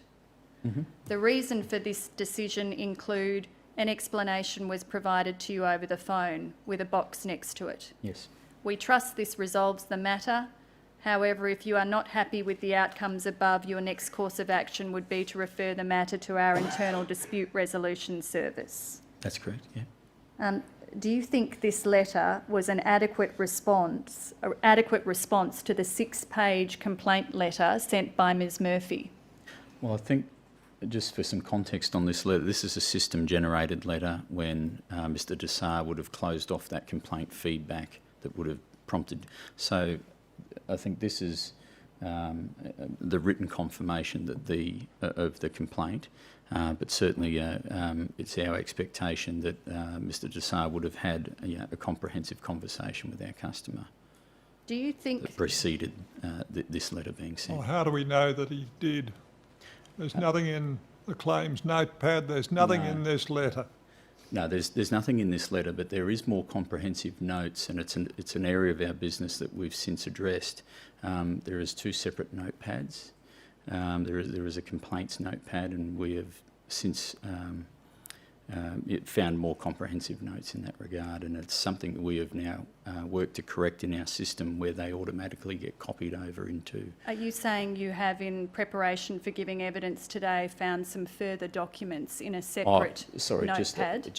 There was a further note explaining that phone call. And was that note produced to the Royal Commission? I believe so. Just so that we can confirm that, Yes. Mr Storey, can you explain what that note is that you're referring to? The note would have been Well, not would have been. Tell us what the note is. I don't want you to speculate, I want you to tell us what the note is. Sorry, I can't recall it word for word, but it is an explanation of Mr Dessar's addressing of that complaint. So is it a file note of a telephone conversation between Mr would be, Dessar yes. and who? And the complainant, so... Ms Murphy or Ms Murphy's partner? Sorry, I can't recall. And do you know when the conversation took place? No, I couldn't say with accuracy. And can you recall anything of the contents of that file note? My best recollection is an explanation about the issues with the code upgrade, and a reassurance that that Youi would certainly take care of that works for the customer. That Youi would take care and of reassign. the works? Yes, that we would take care of those upgrades, yes. And was this conversation a response to the matters raised in the 6-letter complaint? Yes, it was, yes. So And that do would you- have been the first level of complaints review. And do you know how long that conversation went for? No, I don't, sorry. Now, we'll try and confirm what you've told us, Mr Storey.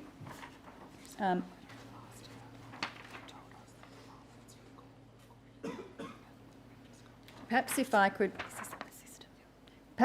bring up RCD 001400230001, which is a letter from Youi to the Commission on the 22nd of June this year. Now, if we turn to the second page, I'm sorry, you'll need to read the bit at the bottom first too. It would also assist the Commission if you would identify the document ID of the relevant audio recording, or otherwise provide the recording of the following calls. And if we then go to B over the page, we see that in I'm sorry, it's A. I'll take you back. Perhaps if we could have both pages on the screen to assist. We see that A is document YOU 000200010210 is a letter to Sacha Murphy responding to a complaint that she made. The letter states an explanation was provided to you over the phone. The letter refers to a call made by Youi Dessar on his mobile to one of the customers on the 22nd of November 2017. That's the response, the first part of the response from Youi to the Commission's question. Yep. From Youy's searches in the limited time provided, it appears that Youi did not record this call. And over the page, it is not the usual practice for Youi to record calls made from a mobile, although its employees do make file notes of their calls in Youy's Summit system at or about the time of the call. Now, the Summit system is the system Yes. that we have the claims notepad for. Yes. And then finally, Youi said the file notes for this call and in relation to ancillary actions taken are on pages 1348 and 139 of the document with a particular ID, which is the claims notepad I've been taking you to. Correct. So that was the information provided to the Commission by Youi on the 22nd of June 2008. Is that information, 18, I'm sorry, is that information correct? At the time, it would have been correct. And is it no longer correct, Mr Storey? Well, I believe it has since been corrected. Corrected to who? Well, I'd like to think that other notepad has been provided. Are you aware of the Commission being given any information about the existence of the other notepad?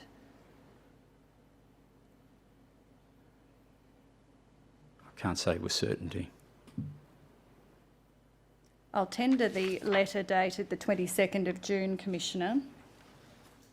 Letter from Youi to the Commission, 22nd June 2018, RCD 0014 0023 0001, Exhibit 6.343. Now, I can't take that matter any further, Mr Storey. If there is another communication that your lawyers believe you made to the Royal Commission after that letter, then I'm sure that will be raised in re-examination.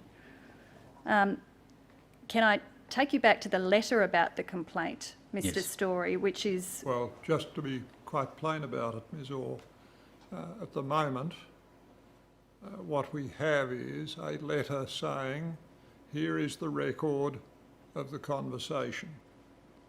And that is where the story ends. If there has been some further communication to the Commission, we will need to have that communication identified with some particularity. Yes, Commissioner. Yes, do go on. Now, I want to stay with the handling of this complaint and take you back to the letter at YOU 0002 0001 0210. Now, let's leave to one side for now what might have been said by Mr Dessar in the conversation that you've referred to. Can I ask you whether you regard this letter as an appropriate formal response to a complaint of the nature that Ms Murphy made? No, I don't regard it as adequate. Do you think this is an appropriate way for Youi to deal with a customer who was clearly distressed by their experience with Youi? Certainly not. Now, can I take you back to the General Insurance Code of Practice, Mr Storey, which is RCD 0021 0010 0001? I took you to sections of the code earlier. I now want to take you to the section of the code that deals with complaints and disputes, which starts at 0018. I'm sorry, it starts at 0017. Could we have both 0017 and 0018 on the screen? So we see that section 10 of the code deals with complaints and disputes, and the section sets out separate rules for an internal complaints process, which is the process administered by Youi, and external dispute resolution, which is administered by FOS. Yes. The external dispute resolution we see at 0019. If we could bring that up briefly. Do you see that? I do.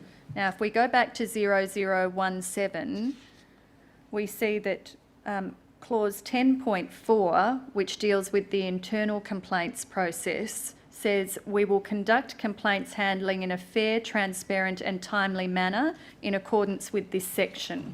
Do you see that? I do. And the internal complaints process is divided into stage 1, which we see towards the bottom of this page, and stage 2, which we see over the page. Yes. And in relation to stage 1, clause 10.11 says, we will respond to your complaint within 15 business days of the date of receipt of your complaint, provided we have all necessary information and have completed any investigation required. Yes. Now, clause 10.13 says, we will respond to your complaint in writing and tell you our decision in relation to your complaint, the reasons for our decision, your right to take your complaint to stage 2 if our decision at stage 1 does not resolve your complaint to your satisfaction, and if you are still not satisfied with our decision after stage 2, your right to take your complaint to FOS.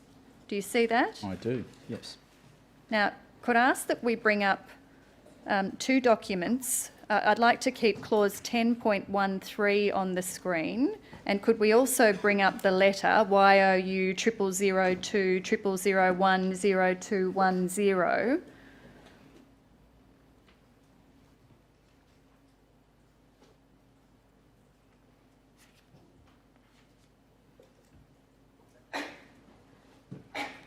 Now, does the letter set out Youi's decision in relation to the complaint in writing? No, it does not. Does the letter set out the reasons for the decision in writing? No, it does not. So the clauses within the General Insurance Code of Practice were not complied with by Youi in responding to Ms Murphy's complaint? Yeah, in this instance, it's certainly not. Do you think that Youi handled Ms Murphy's complaint effectively? No. What should Youi have done, Mr Storey? I think, given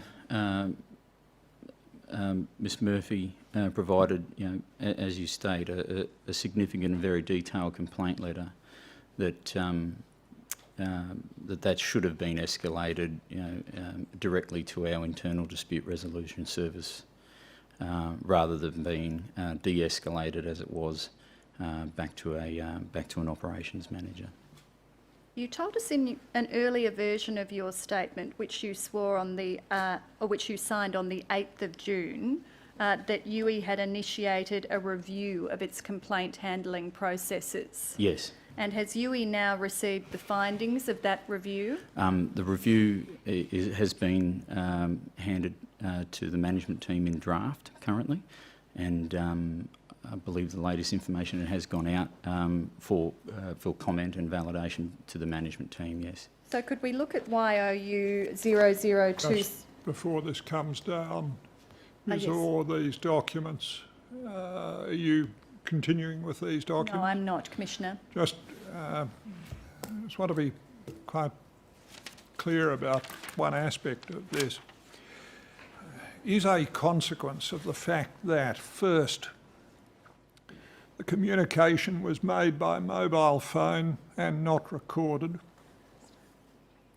and second, the terms in which the reply was sent to the insured, that if the insured took this matter to external dispute resolution, there would be no means of testing any subsequent account given by Youi of what was said in that conversation with its insured against any contemporaneous record within Youi's control. Is that right? Yes. That is the consequence of the means of communication that were adopted, is the consequence that at EDR, whether before FOS or otherwise, there would be no internal contemporaneous record against which subsequent assertions by Youi of what was said could be tested. Is that right? That's correct. Is that satisfactory? No. Yes, do go on.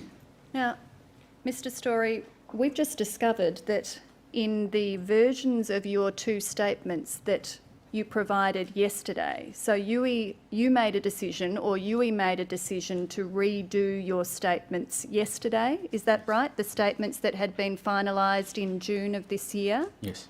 And some further exhibits were attached to each of the statements, the new statements that you provided yesterday.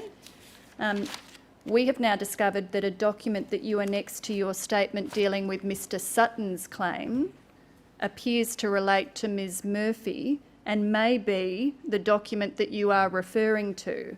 Can I bring that document up that was provided to the Commission yesterday, and you can tell me whether this is the document that you're referring to?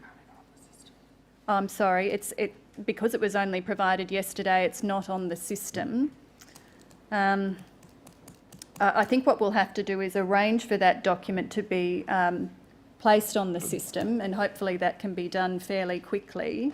But does this sound like the document that you were referring to, a document that has been annexed to Mr Sutton's statement provided to the Commission yesterday? You don't know, Mr Storey? No. Well, once we have it on the system, Certainly, I'll show it to you that'd be and you great. can see if it's the document that you're referring to. Thank you. Are you aware of any explanation being given to the Commission of that document when it was provided yesterday? No. No. All right. I want to come to the draft complaints and internal dispute resolution assurance review document, which is the draft findings of your review of your complaint handling processes. Correct, yes. YOU 0026 0003 0009.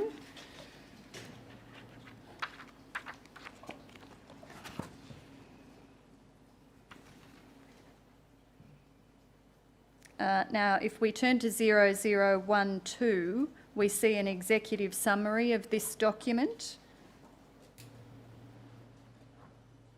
Yes. And the document was, we see, prepared by compliance or compliance assurance? What is our the entity? compliance Your department, compliance yes. section. Yes. And at the bottom of that page, we see, towards the bottom of the page, general observations have indicated awareness and understanding of the complaints handling process is limited. Do you see that first sentence towards the top of the screen? Yes. The assurance review has demonstrated, do you see the next paragraph? Yes. Youi requires significant improvement to the training, recording, monitoring and reporting of complaints information. As a result, Youi's complaints and IDR process is considered non-compliant. Do you see that? I do. And then the document sets out significant areas for concern and lists a number of action items that run over about 4 pages. That's right, yes. These are all action items that need to be actioned for Youi's complaint processes to become compliant. Yes, that's certainly the opinion of our compliance department. And will Youi implement those action items? We certainly will, And yes. when we've will that already- occur, Mr Storey? We've taken, so recently we've appointed a new executive position at Youi, Chief Customer Officer, and had some structural changes within Youi where the compliance department, the IDRS function will report into that executive.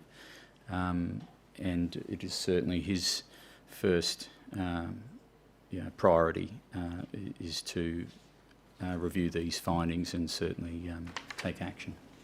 All right. Many of these findings are also already actually underway, just as part of business as usual operations and review as well. Do you accept that it's a matter of some concern that your complaints and IDR process are considered by your compliance area to be non-compliant? I take it very seriously. Yes, all right. Well, I tender this document, Commissioner.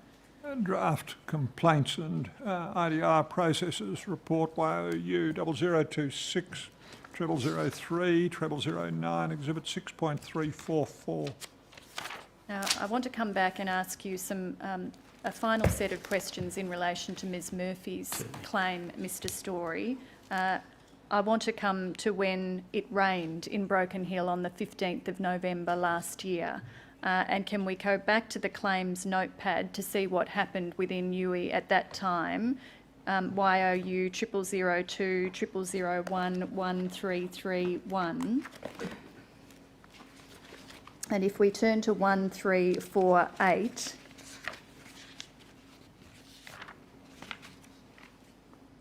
we see on the 15th of November at the top of the page at 5:17, our insured called in asking to speak to advisor, offered to help.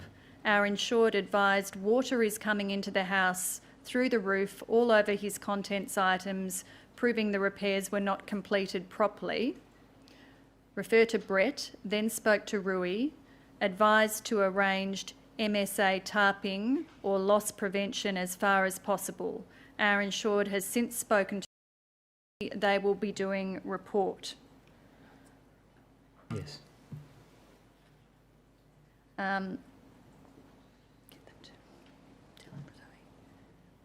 Now, I've just referred, I'm sorry, Commissioner, to an entity that is the subject of a non-publication order.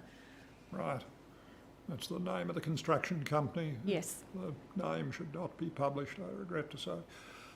Now, after receiving that phone call, Youi arranged for another builder to attend and conduct a make-safe. Yes, I can see that in the next. If we go down to the 16th of November at 12:21 p.m, we see that the claims notepad records for Brett, hi Brett, Malcolm Banks called. Malcolm Banks from Jacobs called to advise that the builder has walked off the site and have not covered the building, more than just a make-safe needed here. Looking I'm sorry. I'll follow this. I'm sorry, I'll wait till it's static on the screen. 1348.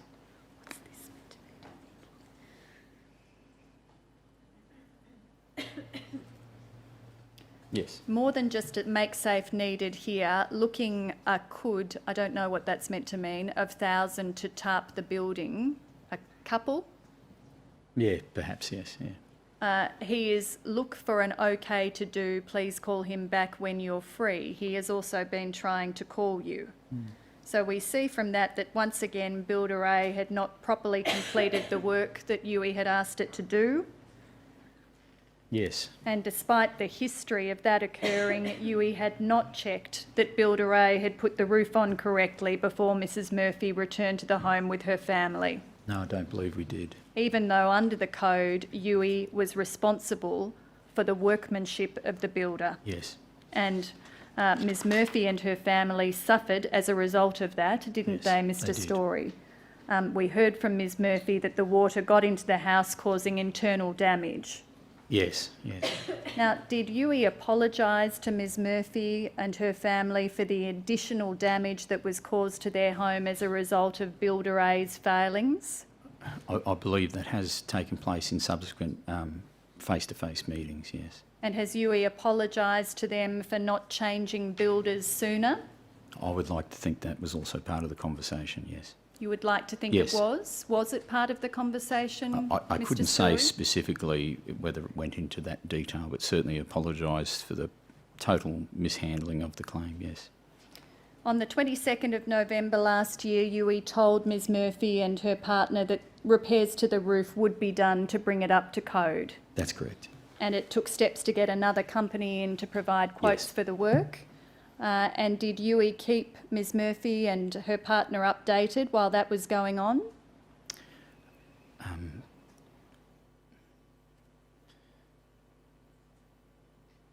Sorry, I'm just trying to recall my recollection of the notepad to answer that confidently for you, but certainly as part of our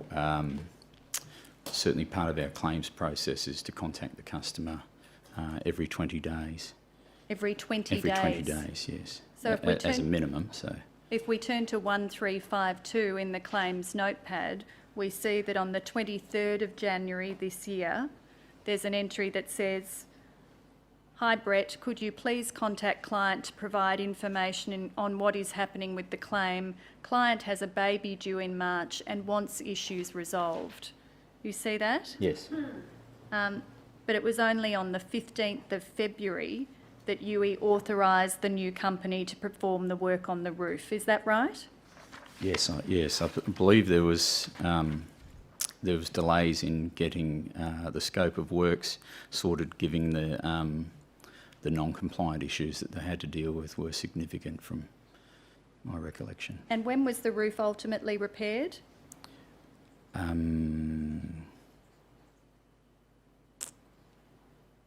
Well, the repairs are actually still ongoing, as Ms Murphy. I couldn't give you the exact date that the actual roof was replaced. It was certainly the roof was done first, and then the internal works were authorised Well, afterwards. the primary works to the roof were done, according to Ms Murphy, in May this year, Yep. about 18 months after the hail damage, Far too long.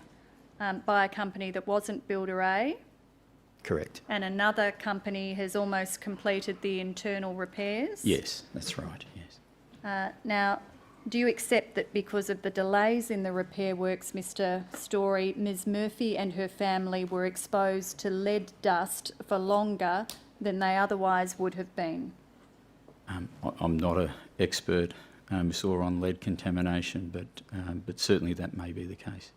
Well, you heard the evidence Yes. of Ms Murphy that the EPA said that they were not able to do the remediation works until the repairs were complete, I did hear that. Yes. because of the potential for the Correct. repairs to result in recontamination of the soil. So the delays in dealing with Ms Murphy's claim prevented the EPA from remediating Ms Murphy's backyard, didn't they? They did, yes. You accept in relation to Ms Murphy's claim that Youi failed to conduct its claims handling in an honest, fair, transparent and timely manner, Yes. and that Youi didn't respond to the catastrophe that was the Broken Hill storm in a way that was efficient, professional, practical and compassionate towards Ms Murphy. Well, certainly not in the Murphy's instance, yes. All right. Now, I want to turn to Mr Sutton, Mr Storey, and I want to start by putting a series of propositions to you about Mr Sutton's claim. Yep. We know that Mr and Mrs Sutton had home insurance with Youi, Yes. and their policy covered them for damage caused by a storm, Certainly. and it covered them for temporary accommodation if they had to move out of their home because of damage caused by a storm. That's correct. And you heard that Tropical Cyclone Debbie hit Queensland in late March last year, Yes. about 18 months ago, Correct. and it caused damage, extensive damage to Mr and Mrs Sutton's home. Yes. So much damage that Mr and Mrs Sutton couldn't live there anymore and had to move into temporary accommodation. Yes. Mr and Mrs Sutton made a claim under their policy in March last year, Yes. but now, almost 18 months later, their house has not been repaired. Yes. The repair works are yet to commence. They are, yes. And there were long periods over those 18 months when the hole in the roof was not properly covered. That's correct, yes. So now the house is full of mould, Yes, it certainly had some mould, yes. and Mr and Mrs Sutton are still living in temporary accommodation. They are, yes. And they've repeatedly been put under financial pressure because Youi delayed in reimbursing them for their temporary accommodation. Yes, it was. Is it acceptable, Mr Storey, that Mr and Mrs Sutton are still not back in their house? No, it's not. Is it acceptable that their house wasn't properly protected from the elements while their claim was being handled? No, certainly not. Is it acceptable that Youi repeatedly delayed in reimbursing Mr and Mrs Sutton for the temporary accommodation No, costs? that was very much not acceptable. Do you think that Youi handled Mr and Mrs Sutton's complaints effectively? No. And does Youi accept responsibility for the extended delays in dealing with Mr and Mrs Sutton's claim? Yes, we do. And does it accept responsibility for failing to ensure that the property was covered and protected from the elements while the claim was being resolved? It is our responsibility at the end of the day for that, yes. Now, do you accept in relation to Mr Sutton's claim that Youi failed to conduct its claims handling process in an honest, fair, transparent and timely manner as required by the code? Yes, And that Youi failed to respond to Tropical Cyclone Debbie in an efficient, professional and practical way and in a compassionate manner? no, I don't accept that, but certainly in the Sutton's instance, definitely. Do you accept, and I think you did earlier, that Youi handled Mr Sutton's claim in a way that, when considered as a whole, demonstrates a failure to comply with the duty of utmost good faith? Yes, Now, I want to take you to some of the documents about the steps that were taken to keep Mr and Mrs Sutton's property safe. You've told us about the circumstances in which Youi organises for a make-safe. yes, And we heard from Mr Sutton that when the cyclone hit, it took off part of the roof of his house. You recall that? yes, yes. And that would be a time when a make-safe would usually be required? Oh, yeah, would certainly meet that criteria. And did Youi try to organise a make-safe on that day? Yes, But because of the storm, none of the builders in the area could attend to perform a make-safe Yes. on the day. Is that right? that's right. Yeah, I believe there was access difficulties, as often happens in that case. And then a few days later, on the 31st of March last year, a building company went to the house to perform a make-safe. Yes, Now, can I ask you to look at YOU 0001 0001 5960?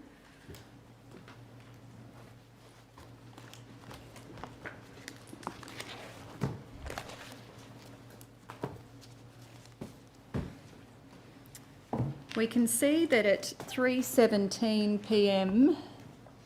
on the afternoon of the 31st of March, the builder sent an email to Catherine Ahern at Youi. Who is Ms Ahern? Mr Hearn is the State Home Assessing Manager for Queensland.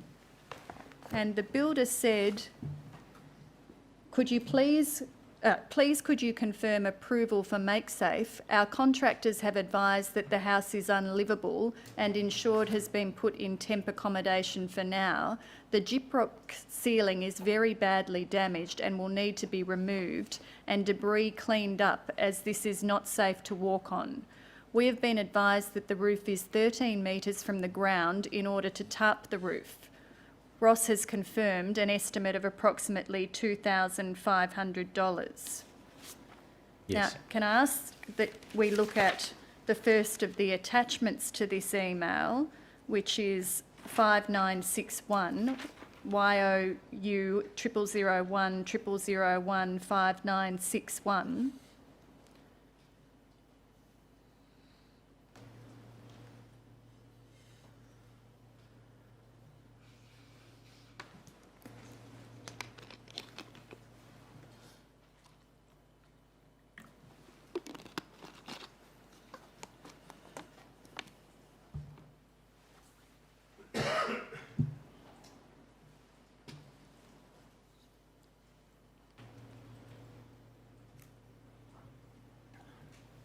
If there's difficulty in bringing that up, I'll move on. I wanted to show you a photo of the roof I've seen with that the photo, damage Miss Orr. to the house. Yes, I have seen that photo. We'll see if that we can assists. have that photo brought up. But in the meantime, could I tender the email? Email concerning MakeSafe of Cantervale House, 31 March 17, YOU 0001 0001 5960, Exhibit 6.345. Could we go to the claims notepad for Mr Sutton's claim, YOU 0001 0004 4226?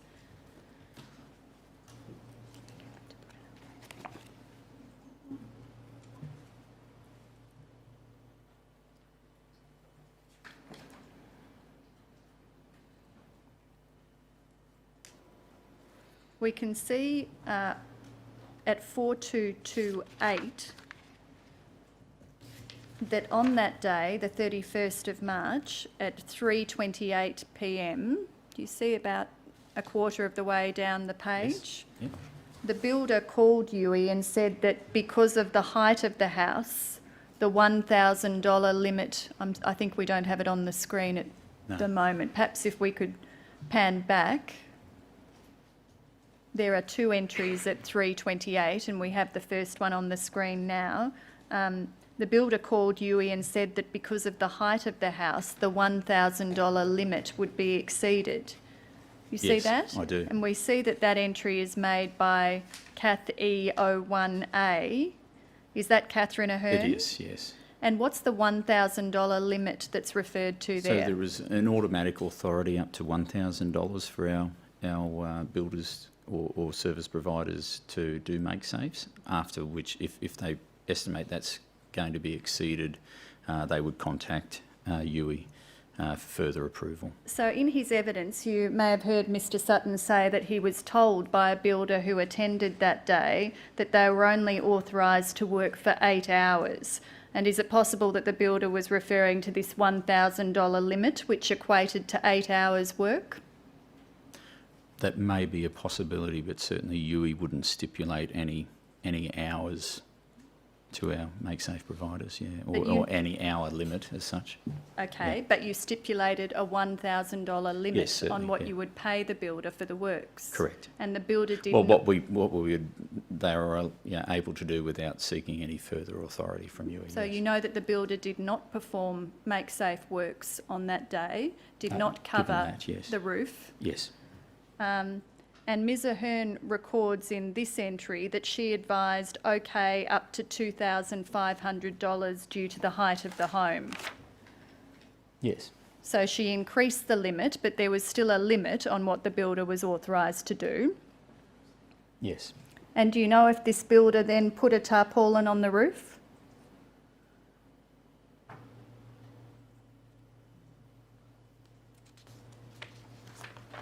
Sorry, with the redaction there, I'm not sure, but I believe it was that builder that put the tarpaulin on the roof eventually. And when did that occur? No, I can't recall the exact date, sorry.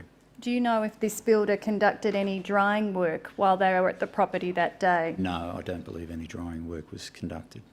And do you agree that mould can be a significant problem when houses in tropical areas like Airlie Beach get inundated with water? Yes, it could be, yes. And does Youi have particular policies or procedures for dealing with properties that are at risk of being affected by mould? There wouldn't, I believe that is under review currently. It's under Yeah. review, so you don't currently have I any don't believe we have policies or currently procedures? any defined policies and procedures that I could refer to. Yes. And you're considering whether or not to create such We would policies? certainly there has been discussions in that regard, yes. Did Youi take any steps to check that all appropriate steps had been taken to stop mould growing in Mr and Mrs Sutton's property? Sorry, could you just ask that again, Ms Orr? Did Youi take steps to check that all appropriate steps had been taken to stop mould growing in Mr and Mrs Sutton's property? I couldn't say yes with confidence to that, no. Can I now bring up the photograph that I wanted to show to you, which is YOU 0001 5961, which was an attachment to the email I took you to earlier. Do we see there in that photo the section of the roof of the house Yes, that had blown off in the cyclone? yes. Could I tender that attachment to the email, Commissioner? Exhibit 6.346, photo attached to email exhibit 6.345, YOU 0001 5961 becomes exhibit 6.346. Now, if we go back to the claims notepad at YOU 0001 0004 4226, and we turn to 4230,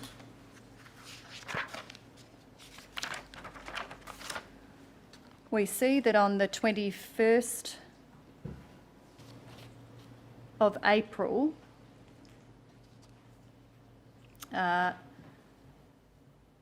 another company was instructed to perform a make-safe at the property. Do you see that? Yes. And Mr Sutton told us in his evidence that around that time of the second company coming to his house, a tarp was fitted over the hole in the roof, and that this was the first time that a tarp Okay. was fitted to the roof. Do you accept that? Yes. So by that time it was almost a month after the cyclone. Yes. And why didn't Youi make sure that the roof on Mr and Mrs Sutton's home was covered before then? Yeah, I can't answer as to why, but I can say we should have. Okay.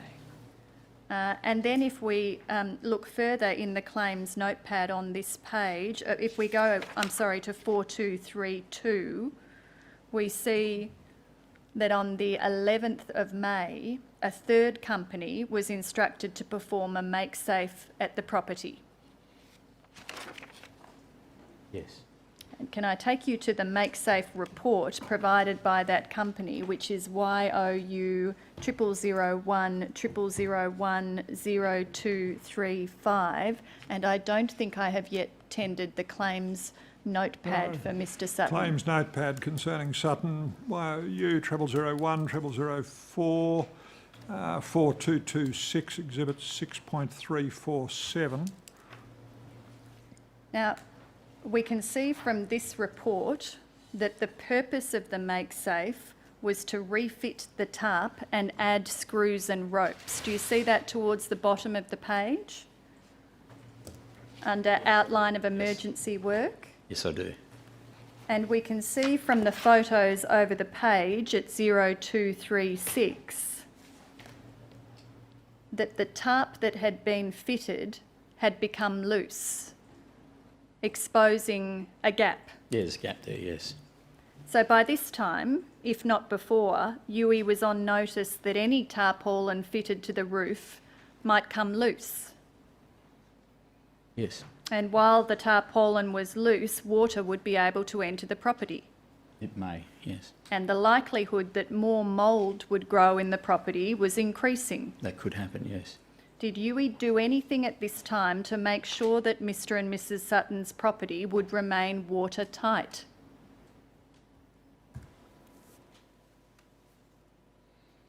Further to instructing that additional make-safe? Yes, so this builder refitted the tarpaulin, is Yes. that right? Yes. And what I'm asking you is whether Youi did anything to make sure that having refitted the tarpaulin, the property would remain watertight? No.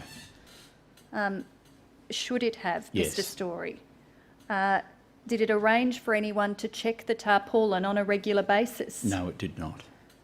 Were any steps taken to expedite the repairs to the roof? On and around that time,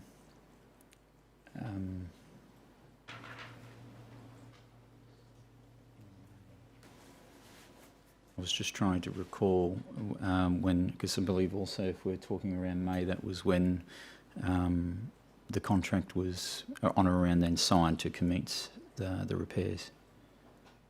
So further than that, no. Did Youi do anything to try and find a more permanent way to keep the property watertight? No. And as the months wore on, water kept getting into the property? Yes, that was the case. Tender the make-safe report, Commissioner. Make-safe report of 11 May 17, YOU 000100100235, Exhibit 6.348.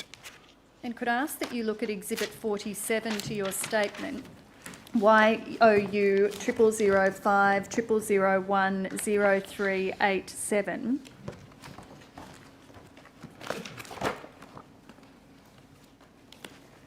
We see from this document that on the 18th of July, a restoration company visited the property Yes.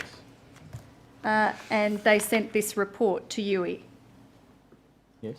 And further down this page, we see the further works conducted on the 18th of July. Technician has removed all affected ceilings downstairs as part of a make-safe to prevent further gyprock falling, Correct, yes. and further recommended works cannot be undertaken until roof has been fixed as tarp area still leaks. Yes? Did Youi do anything at this time, having received this report, to stop the leaking? I think at this point we were still in discussions with Mr Sutton about commencement of the roof works. And did Youi do anything at this point to stop the leaks that were coming through the tarp? No, I don't believe we did. Then some months later, on the 18th of October, Mr Sutton told Youi that there was still water getting into the property because the tarp was now tattered and torn. Yes. Did Youi replace the tarp after it received that email? I believe we instructed another make safe, but I should say my review of the claims notepad at that time revealed that the assessor went part way to actually authorising that make safe, but actually didn't, in the system I could see where it essentially, for want of a better term, didn't hit the go button, so to speak. It was very unfortunate. So when and then another couple of months went past before we were able to get that rectified. So when did he ultimately authorise the replacement of the tarp? I think that was in January. I see. Mm. Now, could I ask that you look at YOU 0001 0005 2619? This is an email from Mr and Mrs Sutton that I took Mr Sutton to in his evidence.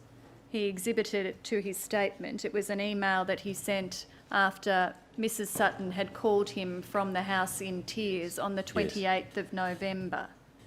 You recall that? I do, yes. Now, I want to take you to an email from the following day, the 29th of November, YOU 0001 0005 2621.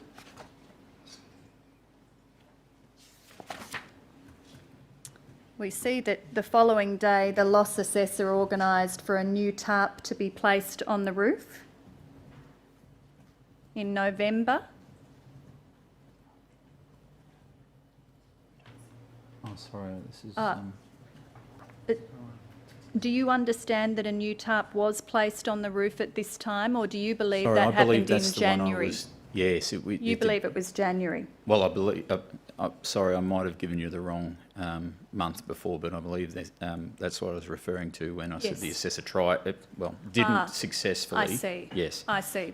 And then it went on till January before a successful tarping was taking place. Well, we see this email at the top of the page is from the assessor to the builders. He forwards the email from Mr and Mrs Sutton to the builder, and he says, "Hi all, ignore the emotional notes in the email. Can you please have trade return to house to secure tarp to roof?" Yes. Do you see that? Yes, I do. Was that an appropriate email for the loss assessor to send to the builder? Absolutely not. Youi had been aware since at least May that a tarp placed on the roof was only a temporary solution and had blown off and become damaged. Correct. But it never took any proactive steps to check that the tarp was intact or find a permanent solution. Prior to January, you said this year? I think that January was when we successfully achieved that. When there was an attempt that was Correct. unsuccessful in Yes. November. Now, over that time, you accept that the property continued to be inundated with water when it rained? I would accept that, yes. And mould continued to grow in the property? Potentially, yes. Could I tender this email, Commissioner? Email of 29 November 17 from loss assessor to builder concerning replacing tarpaulin U 0001 0005 2621 Exhibit 6.349. Now, Mr Sutton also told us in his evidence that he made a complaint to Youi on the 9th of October last year. Do you Yes. remember that? Yes. And I brought up that complaint letter Yes. on the screen. Can I take you to some emails within Youi after that complaint was received? Could we go to YOU 0007 0007 8892?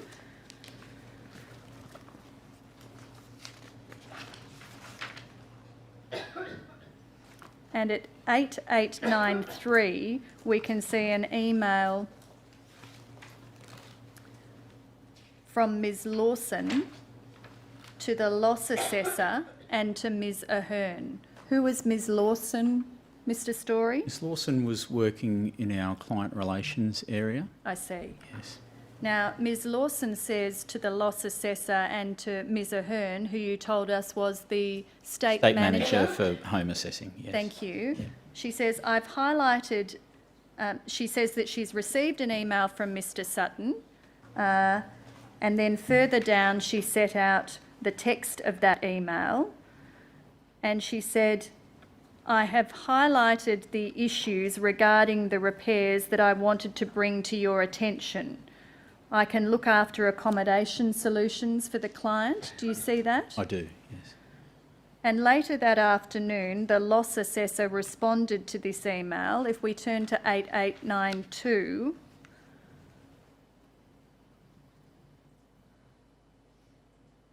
we see he says, hi Sarah, I'll deal with the facts. Now, could we bring up the second page to see the continuation of this email at 8893?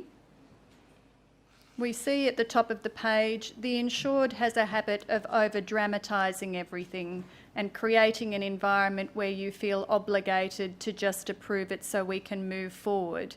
It's a common trait amongst people trying to get more than what their coverage allows. That was what the loss assessor said to the state manager at Youi.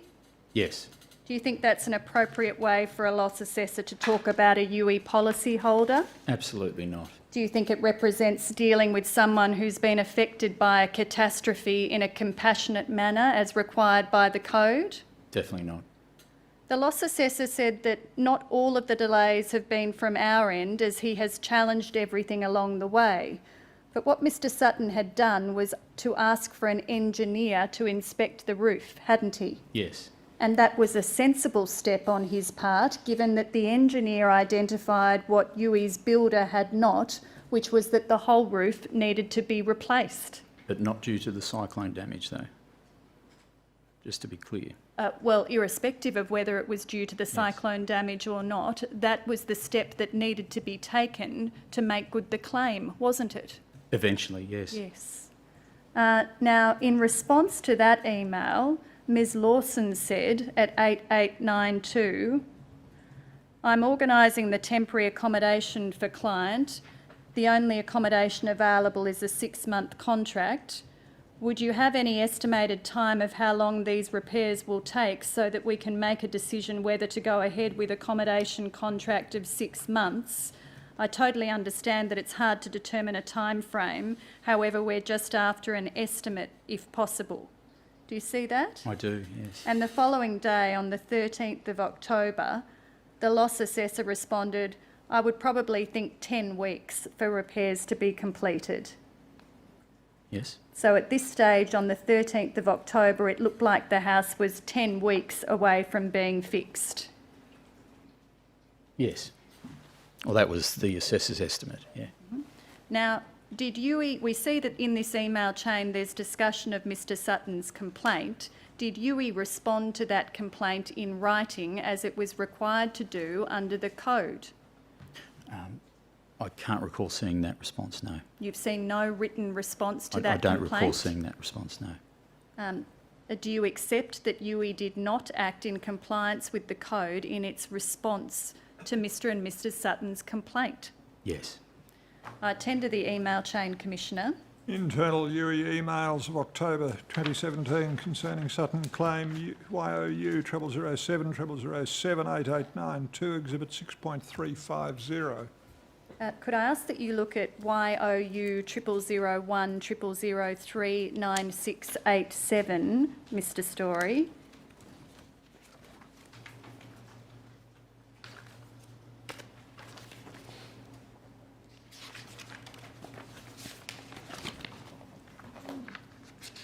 And at 9689,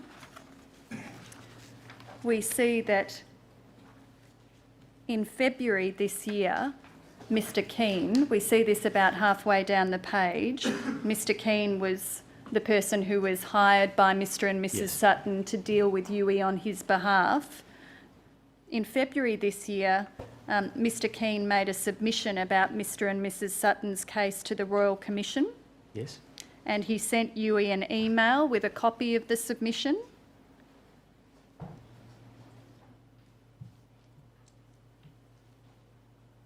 See that at the foot of the blow-up, I think. Sorry, I see the mention there, but I just...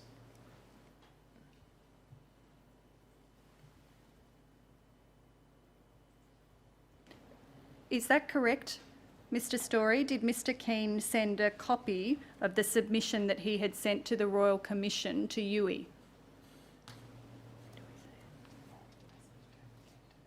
Do you see down the bottom there's a forwarded message? Oh, sorry. Do you see that?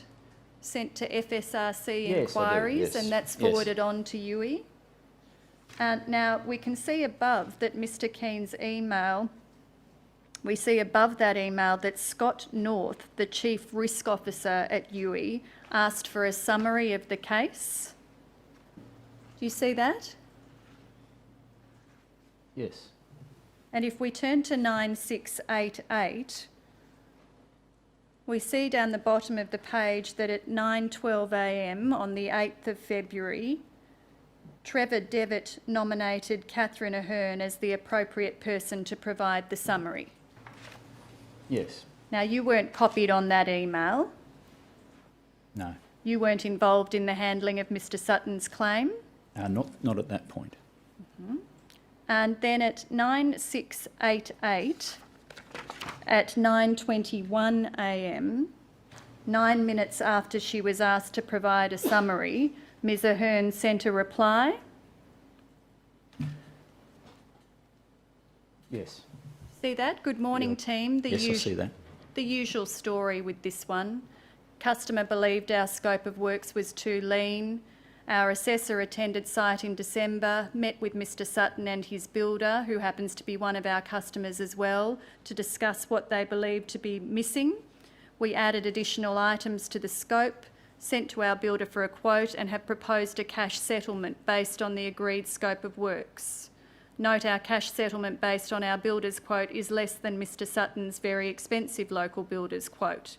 We have been ready to settle on this one since June, July, and Mr. Sutton continues on the scope creep path. Mr. Keane states the home has mould contamination as a result of delays. Customers, not our delays. We wanted to do a full strip out. Customer declined. I have since requested our restorers attend site and provide us with a report on the current status and provide a quote for any additional mould remediation. In short, all customer delays. We could have started strip out and mitigation as early as April, May 2017, but customer wasn't keen on allowing any of our trades on site until he agreed on the full scope of works. I have promised the report from the building company involved in the repairs by close of business tomorrow. Now, do you agree that Ms. Ahern's email misrepresents the true position in relation to the handling of Mr. Sutton's claim? Yes. Isn't that a serious matter in the context of providing information to the Chief Risk Officer about a submission that has been made to the Royal Commission? Yes. And just for some context, and I have spoken to Ms. Ahern about this email, and I myself have been in Ms. Ahern's shoes in managing catastrophes that do, take place. The runoff of those catastrophes take place over many, many months, and this being certainly a significant, or probably the most significant catastrophe event that Youi had ever responded to. I think in those situations you rely very heavily on the information that you receive from your loss assessors. With the benefit of hindsight, Ms Ahern is very disappointed that, essentially she was passing on information that she'd received from her loss assessor, which, as we've already discussed today, was certainly not ideal and not an accurate recollection, I believe, of what the customer's position was or the situation.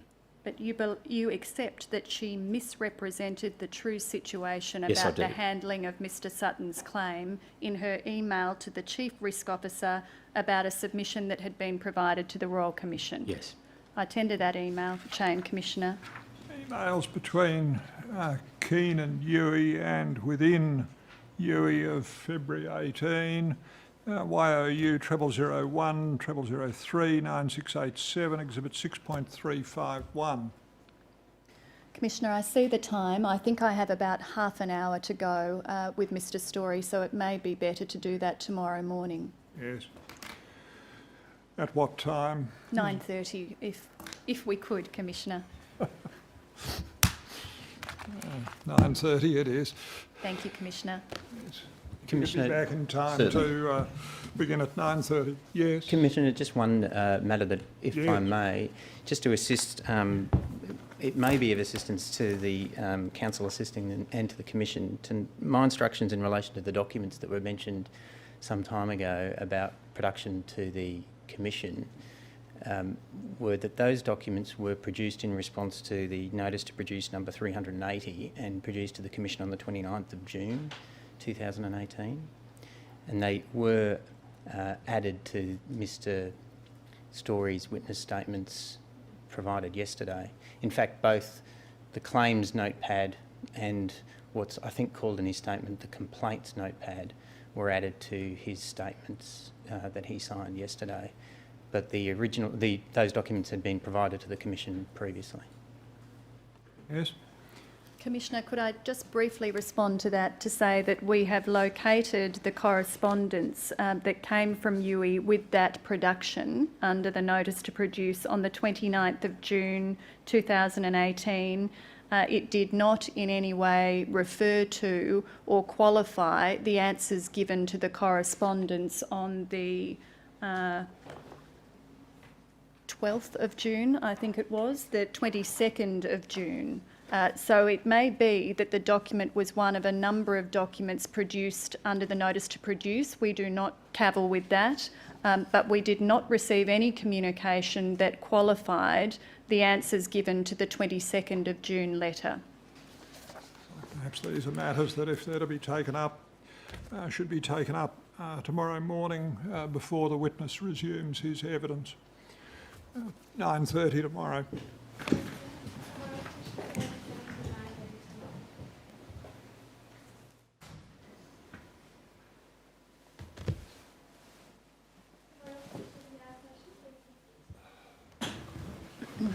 Is all. Mr Storey, I want to come back to Mr Sutton's claim, which Yes. I was asking you questions about yesterday afternoon. Do you accept that there were significant delays in dealing with Mr Sutton's claim? Yes, I do. Now, does Youi have any policies or processes in place for monitoring claims that have taken a long time to be finalised? At the time that this claim was in play, the processes in place at the time was a 20-day follow-up task that was generated for our claims advisors to conduct follow-up with customers. In more recent times, we've made some significant changes in that area and introduced a number of different time points and significantly reduced time points at which time aged claims are reviewed with a view to certainly more timely finalisation. Now, you say those changes were made in more recent times. Yes. When were they made? Introduced from approximately May, June this year. All right. Yes.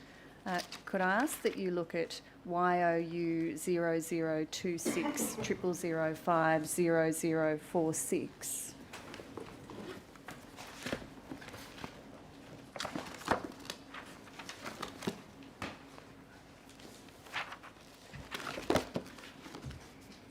Are you familiar with this document, Mr Storey? Yes, I am. Now, there's no date on this document, which is entitled Contentious Claims Review, but the metadata produced to the Commission tells us that it's dated the 8th of August this year. That's correct. Does that accord with your understanding of when this document Yes. was produced? Yes, I requested this document. And was there something else that happened prior to this that you were referring to in May or June? Yes, going back actually further than that, probably to November last year, it was something that I identified with my head of claims in Youi, that I was concerned at the number of outstanding claims in their age. So what I was referring to was certainly some focus back then. In around May, June, as I referred to, is when we started to set some significant targets and review points. What you're looking at here is taking that another step further, where this was the basis essentially of a business case for a new position at Youi. Yes. That would eventually be called the complaints manager. Yes. Yeah. So this was certainly document was to put a bit more process around that position and how they would operate, So- and that position's been in place approximately a month now, because I've received the first report that's mentioned in there as one of the deliverables. I see. Yes. So we see from the first part of this document that it records that recently the Claims Department introduced certain tolerance levels Yes. on age claims. That's what I was They referring were to. introduced Yes. in that May-June period, Yes. is that right? This way we deliver awesome service end to end when our customers use the product we sell and advocate every day. And do you see then the document says that to ensure we are living up to our customer expectations end to end, we have introduced multiple review mechanisms to understand what our customers' experience is on these older claims. If we pick up any complaints not dealt with correctly, we can ensure we take ownership to resolve. If there are any stalemates, introduce independent reviews and action to resolve. Ensure our customers are placed back in their pre-claim position in a timely manner. Customers are updated during the restore process. And if we cannot get to a resolution point with the customer, make sure the customer knows what their next steps are to dispute. Now, can you explain, we see that paragraph refers to multiple review mechanisms with those objectives. Yes. What are the review mechanisms that Youi has implemented? That's referring to the mechanisms being at certain levels of claims management, what is expected of them, and the timeframes at which they review their outstanding claims. So there are review mechanisms to ensure that there are certain levels of claims management, is that right? Yes, yes. So, And so how do there's- they work, Mr. Storey? So there's an expectation from a team manager's perspective. They will have a portfolio of claims under their management with their team. That claims are reviewed, outstanding claims, so that's claims that are not finalised, are reviewed on a weekly basis. It's an expectation of our claims management, so that's the level higher there that those team managers would report into, that all claims over 6 months of age that haven't been finalised as yet are reviewed by them at least monthly, with the opportunity being, for them to intervene or to use their mandate to guide, to provide guidance on those claims to finalisation. Now, none of those review mechanisms existed at the time of Mr. Sutton or Ms. Murphy's claims? Certainly not to the diligence that I've outlined just now. And should they have, Mr. Certainly. Storey? Does Youi undertake reviews of past claims to figure out what went wrong and to try and learn from those issues? Certainly, we have with our service quality team, so that's a team that sits within our risk and compliance department. They do conduct spot audits on past claims for various outcomes. And how do they select the past claims that they're going to audit? My understanding, that is a random selection. And do you think you should have a system that enables your audits to be conducted on claims that are contentious claims, as this document describes them, claims that have been unresolved for a very lengthy period of time and in which complaints have been made by the claimant. Yes, well, that's what this document demonstrates to deliver. But this is not about looking back at past claims, is it? This is about No, dealing sorry, with this, the claim yeah, as this is it trying to get goes. ahead of the complaints, yes. I see. I tender this document, Commissioner.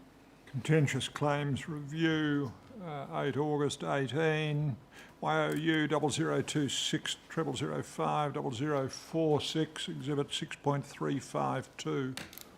Now, I want to turn Mr Storey to the temporary accommodation arrangements for Mr and Mrs Sutton. Yes. Mr and Mrs Sutton moved into temporary accommodation at the end of March 2017 after the cyclone. And when it became clear that their house was unlivable, Youi asked them to arrange their own temporary accommodation for which they would be reimbursed. Yes. Is that the usual way that Youi provides temporary accommodation? The insured person organises it and Youi reimburses them? It was one of the ways at the time, but not the usual way. It was not the usual way? Well, it was one of the options that we would use the customers' knowledge of the local area and their needs to assist us, and some customers do prefer that option.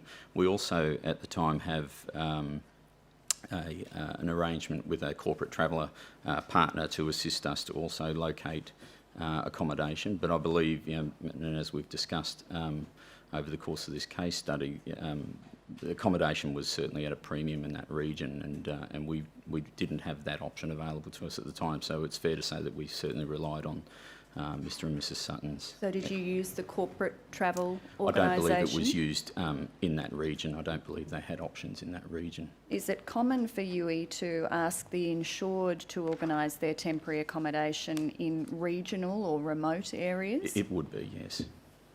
And which people at Youi have primary responsibility for organising the reimbursement of temporary accommodation expenses? That would be the claims advisor. Now, in this case, we know it was Mr and Mrs Sutton's claims advisor, Abigail Boats. Correct, yes. And where was Ms Boats located? In Centurion, South Africa? In South Africa? Yes, in South Africa. Ms Boats works in our claims team in South Africa. And could you explain just briefly the process for approving and paying the reimbursement of temporary accommodation expenses? Yeah. The temporary accommodation expenses, if we're talking about the case where it's reimbursement, we would request the invoices from the customers, the proof of payment as such, and there may, depending on the cost of those, I would think most of those would the cost of that would fall within the claims advisor's mandate, so it should be a fairly simple process of processing that payment and reimbursement. It should be thereafter. a fairly It simple should be, yes. process of Yes.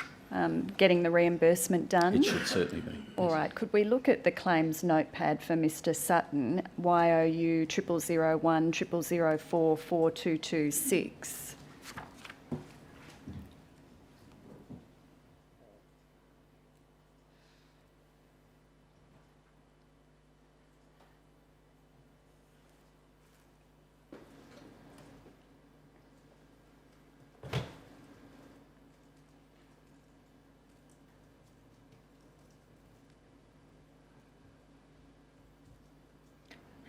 YOU 0001 0004 4226. And could we go to 4230 within the document, where we see that on the 19th of April, the cyclone having occurred in March, on the 19th of April we see a note about a call from Mr Sutton. Do you see that? It's at 1:53 p.m. I think, do I read IBC as IBC. inbound call? Is that what that refers That's to? a new one on me, to be honest, Miss Orr, but I would accept that, yeah. From our insured wanting to speak to Abby. That's Correct, Abigail yes. Boats. Yes, Advised Abby in South Africa office. yes. Our insured wants to return her call. And then further down on the 3rd of May at 9:05 a.m, we see that a note is left in the claims notepad for Ms Boates. Yes. Hey Abigail, I think inbound call, IBC from our insured re temporary accommodation. Our insured needs reimbursed ASAP as he is starting to struggle with paying both mortgage and temporary costs. Could you please follow up Yes. with our insured? Thank you. You see that? Yes, I do. And if we go over to 4231, we see that on the 4th of May, at the top of the page, at 7:47 p.m, another entry in relation to the temporary accommodation. Our insured called in wanting to know if we have received his invoice for temporary accommodation. Nothing on file. Gave him your email to send. Please give him a ring as he really wants to chat to you. Happy, our insured, just stressed about the money side of things. See that? Yes, I do. And later that evening, there are some entries made by Ms Boates. Do you see that? Yes. Please see temporary accommodation receipts and action. Our insured is desperate. Thanks. And another one, hi there, please see our insured email with temporary accommodation invoices and assist urgently. Thanks. Yes, I Now, see that. do we see from those entries that Ms Boates was asking the loss assessor to approve the payments for temporary accommodation? Yes, that's what I believe was happening there. And is that standard process? It was not the process. I think Ms Boates had confused the process. The So only the time lo- at which, not sorry, yeah, the No, no, only I'm time sorry. at which a claims advisor would seek advice from an assessor would be on timeframes for temporary accommodation, and perhaps even to make sure that the temporary accommodation is a fairly close match to what our insureds had within their own homes. So it was not Not to approve a cost. it was not necessary for No. Ms Boates to seek the loss assessor's approval, but she did. But she did, yeah. I believe she was confused there. And at lower down at on the 9th of May, so 5 days later, at 6:08 p.m, we can see that Ms Boates emailed the loss assessor again. Hi there is a receipt on file for our insured's temporary accommodation for $1,452. Can you please review and let me know if I can cash settle? Yeah. With our insured for this one? I have paid $1,200 for receipt from the 15th of April to the 22nd of April and 22nd of April to 29th of April. There's also a receipt for $600 for the 29th of April to the 6th of May. Please let me know if it's okay to cash settle on this one as well. So again, this is Ms Boates seeking the approval of the loss assessor for the Yes. payments. And then at 4232 over the page, it seems that later that evening at 8:53 p.m, do you see that towards the top of the page? Yes, Ms Boates paid an amount for temporary accommodation. correct. So we see from these notes that Mr Sutton contacted Youi on the 3rd of May, saying that he was in financial difficulty because Youi hadn't reimbursed him, and it took until the 9th of May for Youi to organise the payment. Is that acceptable to No, you? not acceptable. And after this happened, did Youi put in place a system to make sure that Mr Sutton would be reimbursed for his accommodation expenses in a timely way? Certainly not soon enough. By late June, it had happened again, hadn't it? Yes. Mr Sutton was waiting to be reimbursed in late June around $4,000 in accommodation expenses. Now, could I ask that you look at YOU 0001 0005 0146.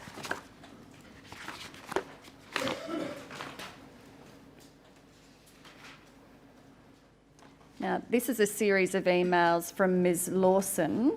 I think you explained yesterday who Ms Lawson was. Could you remind us who she was? Yeah, Miss Lawson worked in our client services department. Yes. So, And emails from Ms Lawson to Kelsey Stone, Abigail Boates and Michelle De Winner, yes, trying to arrange for someone to contact Mr Sutton and reimburse him for the $4,000 in rental invoices. Yes. Now, Ms Boates was based in South Africa. Was Ms Stone also in South Africa? Yes, she was. Yes. And Ms De Winner, she Yes. was in South Africa? Yes. And we see, I'll tender those emails. Emails 28 June 17 from between Lawson of Client Services, Boats and others, YOU 0001 0005 0146, Exhibit 6.353. Miss Orr, could I just make a correction there? I said client services. Miss Lawson was in our customer relations department. Thank you. Apologies. The email title will be adjusted accordingly. Now, you accept that these emails show that there were attempts being made to arrange for someone to call Mr Sutton Yes. to discuss reimbursement of his accommodation expenses, but by late July he still hadn't been reimbursed for those expenses. Correct. Yes. Part of the amount was paid in early August, is that right? Yes, I believe so. Yes. But Mr Sutton was still at that time out of pocket by $1,800? Correct. And he needed to keep chasing Youi for Yes. reimbursement. He did, Do you have any yes. observations to make about that, Mr Storey? The only observation I'd make about that is, it's a change that occurred within Youi in August last year, where it was recognised that it was not ideal for our claims advisors based in South Africa to be trying to manage claims essentially outside of core Australian business hours, particularly claims such as home claims, which require multiple contacts with multiple parties, not least the customer. And so we made a change that any claims lodged outside of core business hours, which is what our South African claims team's primary responsibility would be, are handed over to our Australian claims team, located on the Sunshine Coast in Queensland, to be managed from there onwards to completion. And when did you make that change, did you say? That change was made in August 2017. Mm-hmm. And Then, but unfortunately it was not made retrospective, so claims that remained, claims that had already been in the management of the South African advisors remained in their care. like Mr Sutton's claim? Like Mr Sutton's, yes. So his claim continued to be managed by those in South Africa? Yeah, I believe it was up until January of this year when it was reallocated to one of our Sunshine Coast claims advisors. And do you accept that that resulted in delays in the definitely, handling yes. of Mr Sutton's claim? Yes, I do. Now, could I take you back to the claims notepad at YOU 0001 0004 4226?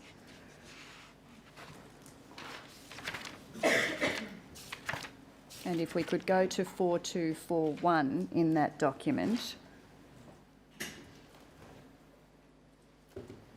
Do you see down the bottom of the page on the 19th of September at 8:36 a.m, we see a suggestion from the loss assessor. Hi Abby, can we put a reminder on this claim for LOR payments? LOR? I think the assessor has just got his acronyms mixed up there. I think that would be, he said loss of rent, where it should have been temporary accommodation. I see. Can we put a reminder on this claim for loss of rent payments to save us some grief with the client? I believe his rent is weekly. You see that? Yes, I do. And did anyone take up that suggestion and implement a system to make sure that reimbursement of Mr Sutton's rental payments didn't fall behind? No, they didn't. And they should have, Mr Certainly. Storey? And if we turn to 4242, we see in the middle of the page that on the 29th of September, Ms Lawson recorded another communication from Mr Sutton, inbound call from our insured, really unhappy that rental invoice are not paid again. We really need to implement something here to have them paid fortnightly as per the assessor's notepad. Yes. You see that? Yes, I do. And then on the 3rd of October, Ms Lawson followed this up with Ms Boates again. To Abigail Boates, hello, are you able to organise payment for new temporary accommodation saved to file on the 3rd of October? You may need to call client to see what's been paid and what hasn't. I see notes from the assessor requesting a fortnightly setup to pay these so the client isn't out of pocket for long periods of time. This hasn't been actioned. Can we please bring the client's temporary accommodation reimbursements up to date, thanks, ASAP? Our insured very unhappy here. Appears we missed multiple opportunities to get this right. Yes.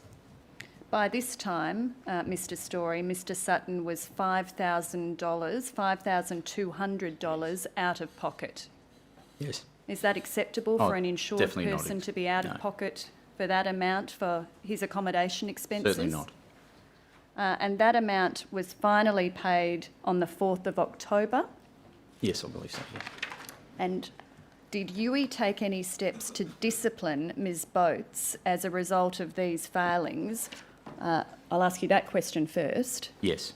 You did, and what steps were taken?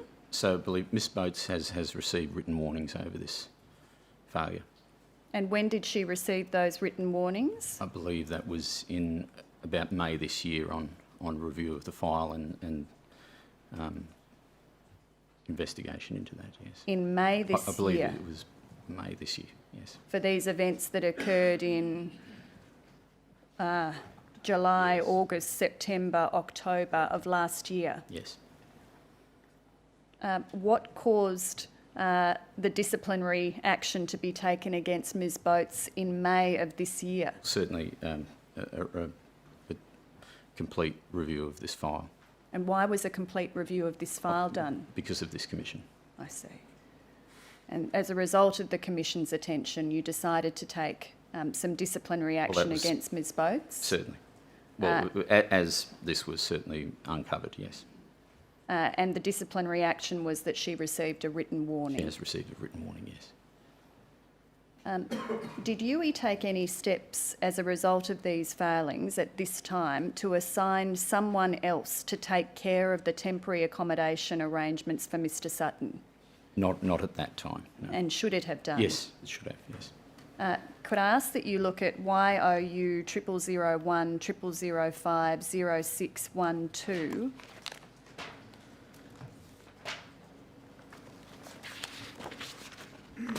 We see here an email to Ms Boates dated the 10th of October last year. And if we could blow up the portion above the blue text, we see it's an email from Kelsey Stone, and it relates to Mr Sutton's case, does it not? Yes, it And the does. handling of the temporary accommodation reimbursements. It does. Abby, this is seriously unacceptable. What is going on?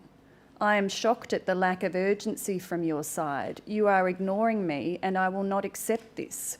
What is outstanding on this claim and when will you wrap this up? Yes.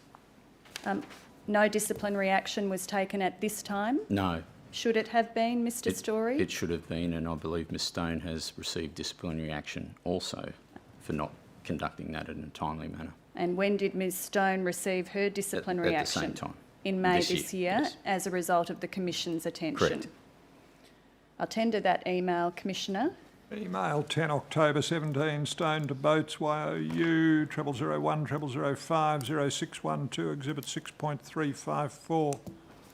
Can I take you to an email from the following day, YOU 0001 0005 0719? I'm sorry, I'm incorrect in saying it's the following day. The email I took you to a moment ago was the 10th of October, and this one is the 9th of November. We see here another email from Ms Stone to Ms Boates. Abby, I keep asking you and you are just not coming to the party. See previous email attached, and that was the earlier email that I took you to. Yes. You are forcing me to take disciplinary action.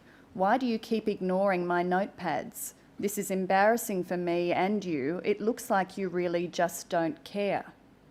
Please take this as your final warning. If you fail to reply to one of my notepads again, I will be taking disciplinary action.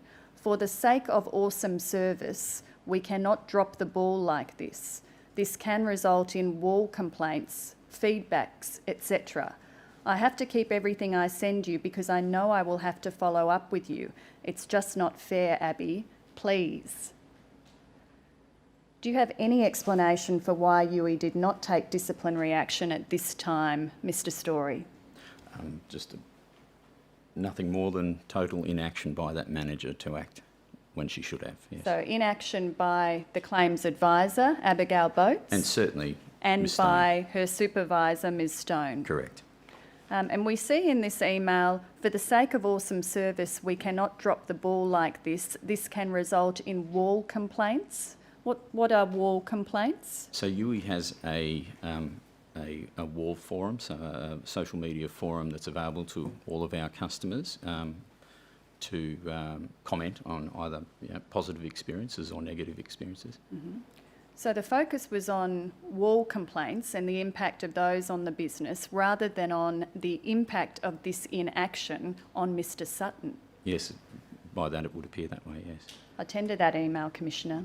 Email 9 November 17, Stone to Boats, YOU 0001 0005 0719, Exhibit 6.355. Now, the issue with reimbursing Mr. Sutton for his temporary accommodation extended into the new year. It did, yes.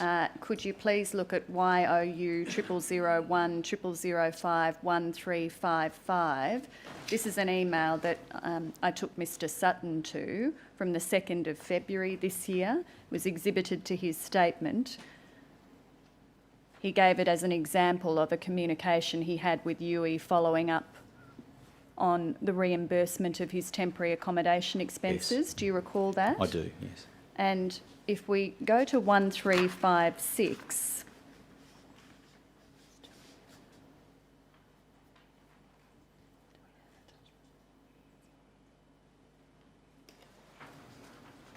have you seen the spreadsheet that was attached to this email, Mr. Storey? I may have.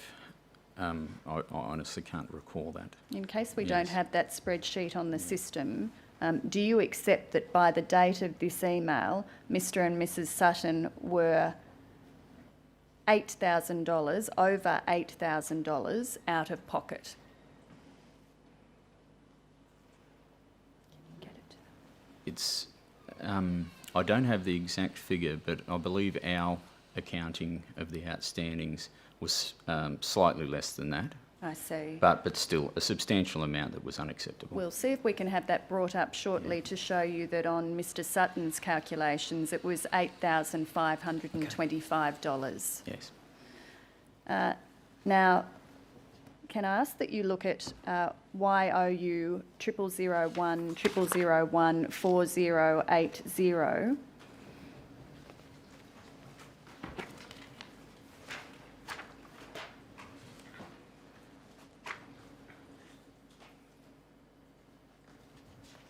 The email that we had on the screen before was an email to Mr. Keane. Do you recall that? Yes. Who Mr. Sutton had engaged to assist him in his dealings with Youi. Yes. And Mr. Keane forwarded that email to Ms. Ahern, Russell Eager and Trevor DeVitt at Youi. Now, this email at 4080 shows us that on the 3rd of February, down the bottom of the page, perhaps if we could bring up the second page at the same time.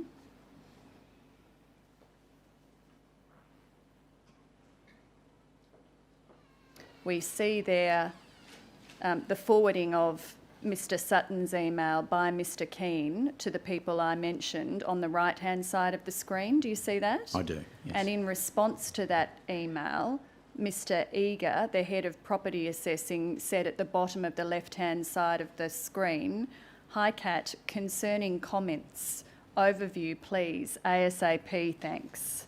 That was Mr. Eager's response. Yes. And above that, we see Ms. Ahern's response on the 5th of February. She noted that there were a number of outstanding tasks assigned to Ms. Boates. Do you see that? I do, yes. And she suggested that the claim be allocated to an Australian manager. Correct, yes. And when did that happen? I believe it was, on or around that time. Now, according to your statement, it happened on the 11th of February Okay, this yes. year. I'll Is that accept right? Yes. All right. Could I tender this email? Emails 3 February 18 concerning Sutton claim YOU 0001 0001 4080 Exhibit 6.356. And we now have the spreadsheet on the system that was annexed to Mr Sutton's email. If we could bring that up, YOU 0001 0005 1356.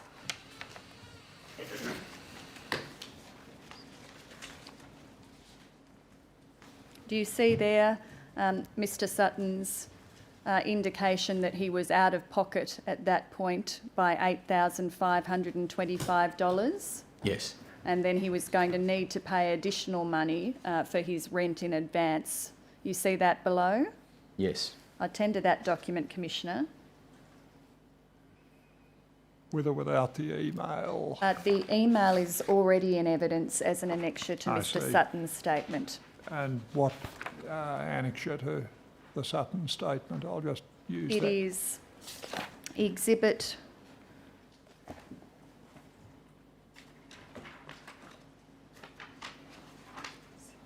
Exhibit GS6 to Mr Sutton's statement, Commissioner. A spreadsheet attached to Exhibit GS6 to the statement of Mr Sutton, YOU 0001 0005 1356, Exhibit 6.357. Now, Mr Storey, did anyone from Youi apologise to Mr and Mrs Sutton for the continuing delays in reimbursement of their temporary accommodation expenses? At that time, Miss Orr? Yes, I can't say with confidence, sorry. you If can't that- say. no, And no, has there subsequently been an Certainly. apology? And when Yes. did that occur?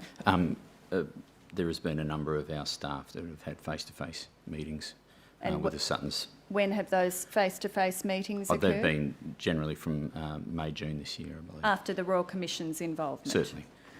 Now, I want to put to you that one of the causes of Youi's repeated failures to reimburse Mr and Mrs Sutton for their temporary accommodation expenses was Youi's systems for remunerating its claims staff. Do you agree with that? No. All right. Do you accept that throughout 2017 the performance indicators for claims staff rewarded the lodging of new claims? That's one of the parameters, yes. Did they reward staff for managing existing claims after a decision on that claim had been made? There was a portion to claims finalisation. What Yes. portion was there to claims finalisation? I think it varied over the years being examined by this commission, but... I'm talking about last year, 2017. Approximately 10%, I believe, yeah. And what did that 10% relate to? You described it as claims Claims finalisation. finalisation, yes. So how was that measured, that 10%? I can't recall exactly, but the exact metric off the top of my head, but it was, I believe it would be numbers of claims finalised against claims lodged. So it's about the finalisation Yes. of the claim. Yes. And what percentage of the performance indicators was referable to lodging new claims? I think that was up to 30%, yes. Now, earlier this year, Youi proposed changes to that performance indicator structure. Is that right? Correct. Could I ask that you look at YOU 0026 0005 0072?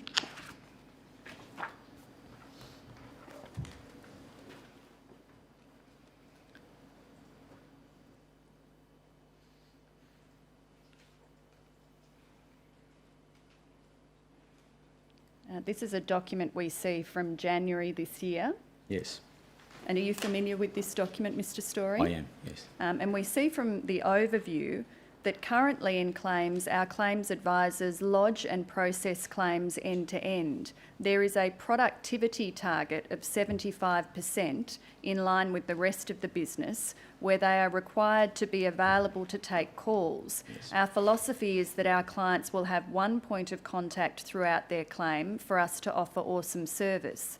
The reality is that clients don't always get to speak to their advisor if they should call in, as advisors are often on the phone lodging new claims, which ensure they earn money on their PBS.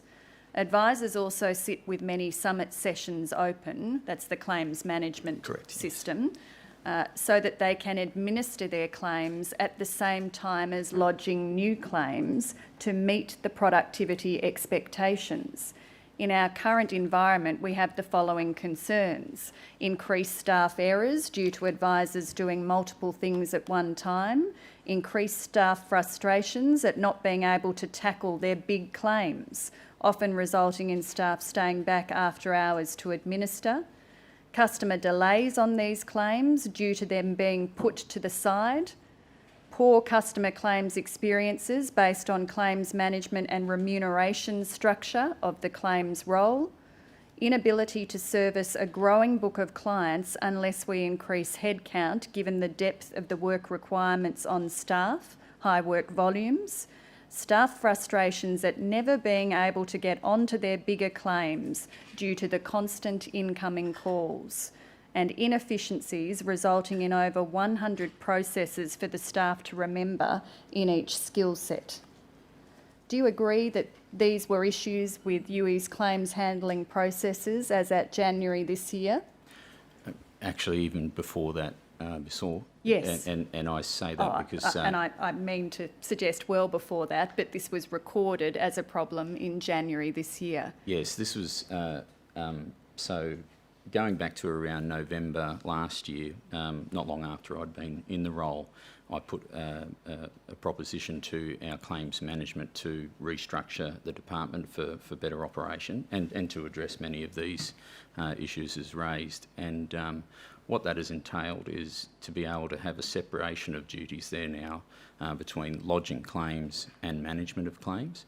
So, and particularly for claims like of the nature that we've been discussing these last 2 days, that are quite complex claims, home claims can be that they are handed to a dedicated claims advisor that's sole focus is to manage that claim end to end without having any of the distraction of taking inbound calls. So they're essentially an outbound skill set. And that's now been in place since August, sorry. Since August, so this is yes, a very yes, recent change. Yes, this is quite a large change for our claims department that has essentially, for almost 10 years run quite differently, where the claims advisors handled all aspects of claims management. Further to that, and we are currently putting in place another team of part-time advisors that will further reduce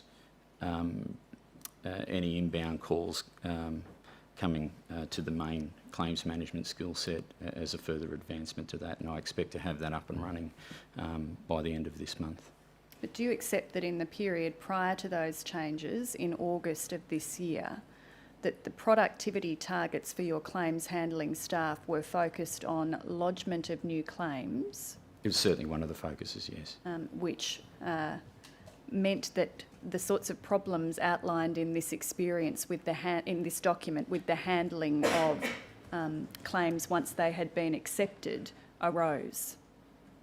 Sorry, could you say I'm sorry, that I again? put that very poorly. The consequence of the productivity targets which were referable to the lodgement of new claims was that the problems listed in this document occurred. That could do, yes. And we see that those problems included your claims handlers felt unable to spend time on handling claims that had been accepted. Yes, hence why we made those changes, yes. Yes, I'll tender that document, Commissioner. Claims specialisation, role split, January 18, YOU 0026 0005 0072, Exhibit 6.358. I have no further questions for Mr Storey, Commissioner. Mr O'Higgins. Thank you, Commissioner.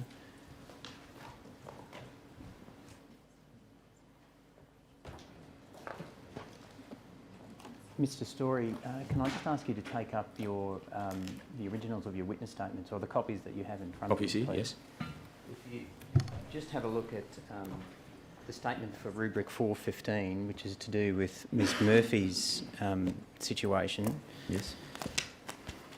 Could I just ask you to have a look, please, at the exhibit behind tab 53.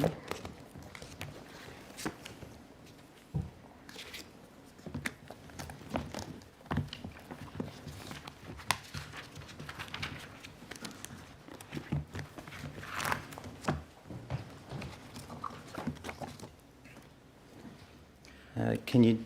That's a YOU 001900010006. Oh, sorry, I've got 000. I've got Sorry. behind 53. Yes, sorry. I have it as the last of that number is 0001. Can you just describe the document that you're looking at there, Mr. Storey?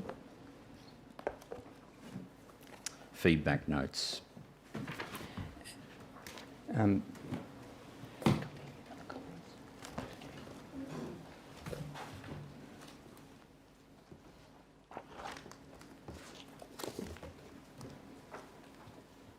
Mr. Storey, I'm just going to ask you to have a look at two fresh copies of your witness statement.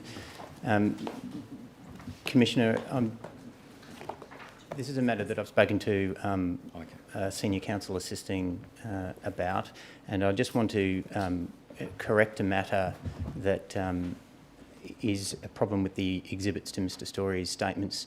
One relating to Sutton was attached to the Murphy statement, and the one relating to Murphy was attached to the Sutton statement. Yes, so what are the exhibits we're dealing with? So the last tabs in both statements have been swapped around, Mr. Storey. Can I just ask you to have a look at that one again, please? So it's tab 53 to the statement for rubric 415. Yep.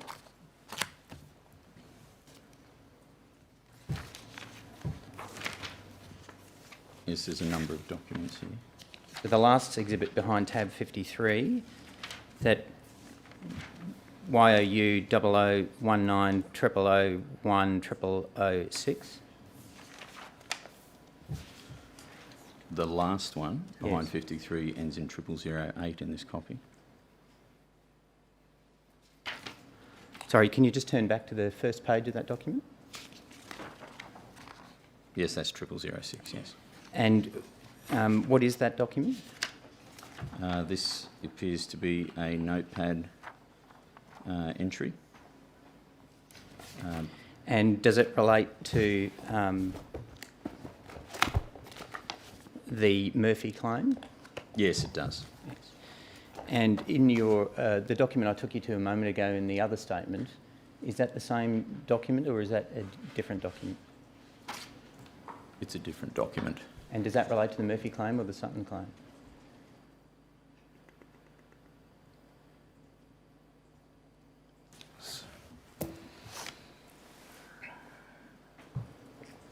That's the Sutton claim. Okay. So having a look at that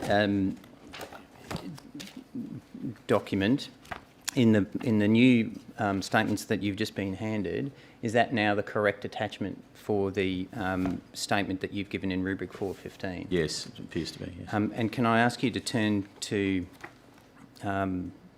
paragraph 64A of your statement, please, which is YOU 9999 0008 0029, please, Mr. Storey. Sorry, it's 0001, but at page 0029. 64A, yes.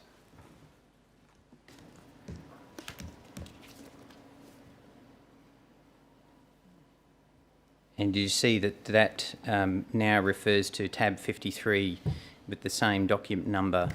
Yes, it does. And with that change, Mr. Storey, can you confirm that this statement is true and correct to the best of your knowledge and belief? Yes. Can I ask you to sign that statement, please, Mr. Yes. Storey?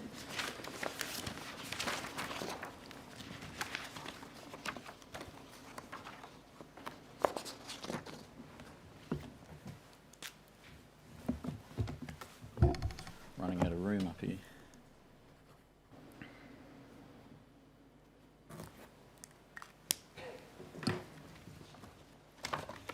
I tender that statement, Commissioner.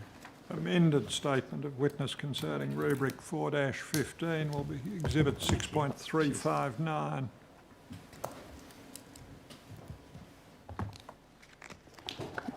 Mr. Storey, if you could just put that to one side, please. Yep. And can you take up the new statement that you've been given for rubric 421, please, in relation to the Sutton matter, which is YOU 9999 0009 0001.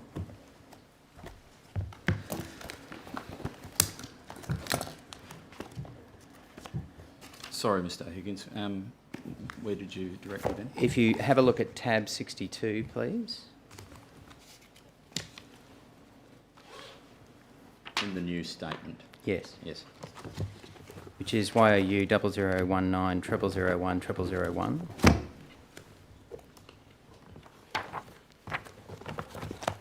It is, yes. Now, does that document relate to the Sutton matter?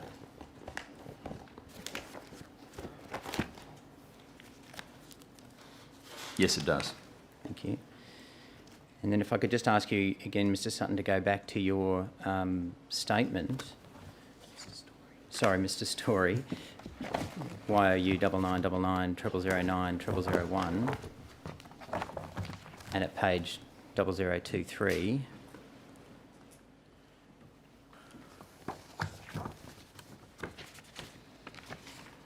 Yes. And at paragraph 56, capital A. Yes.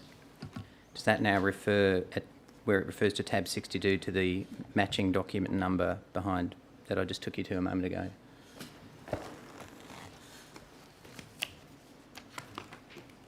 It does, yes.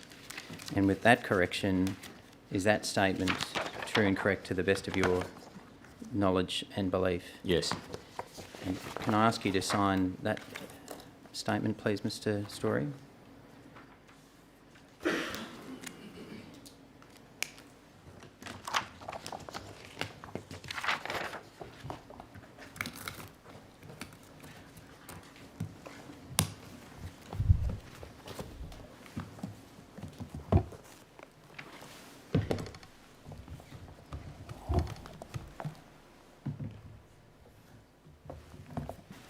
I tender that, Commissioner.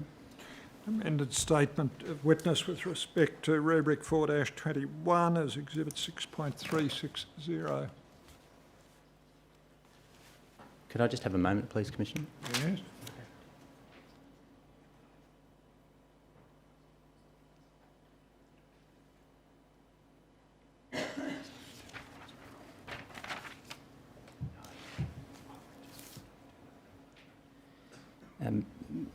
Mr. Storey, you were asked yesterday a question by Senior Counsel Assisting regarding the Commission being given information about what was called the complaints notepad. The reference is a transcript from yesterday at page 6226, around line 44, Commissioner. Do you recall being asked those questions, Yes. Mr. Storey? And you said that you weren't certain, can I have a copy, of whether the Commission had been provided, but that information, no, the letter.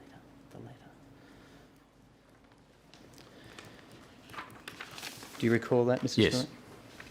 What's the Youi number?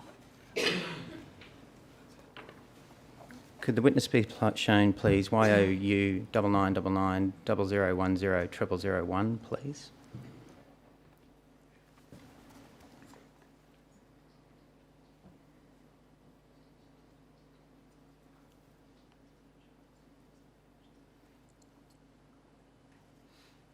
Could I just ask you to have a look at that document, please, Mr. Storey?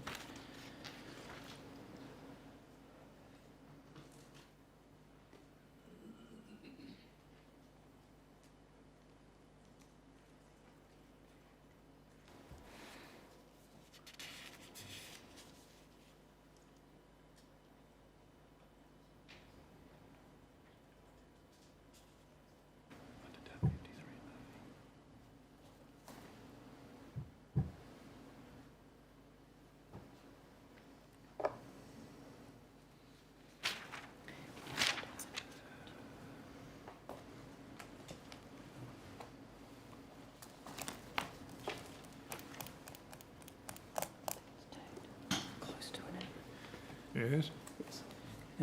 Mr. Storey, does that document assist you in resolving that uncertainty about that question?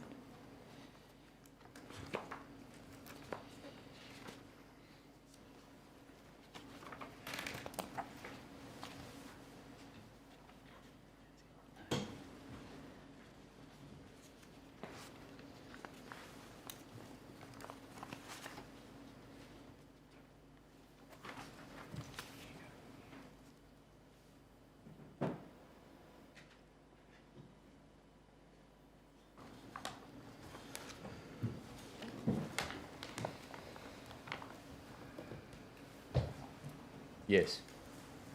I tender that document, please, Commissioner.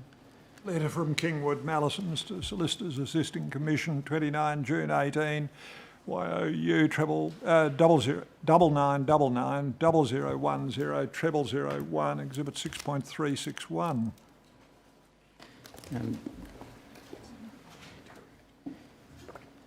Mr. Storey, you were also asked some questions yesterday about records of conversations held by Youi. Do you recall that?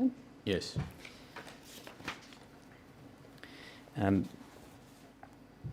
reference, Commissioner, it starts at about transcript page 6224.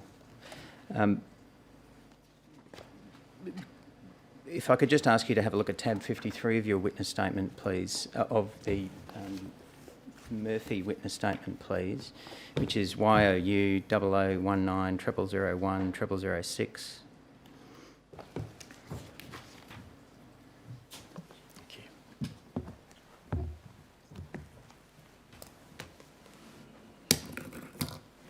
I'm going to ask you to have a look at 2 pages over at 0019 0001 0008.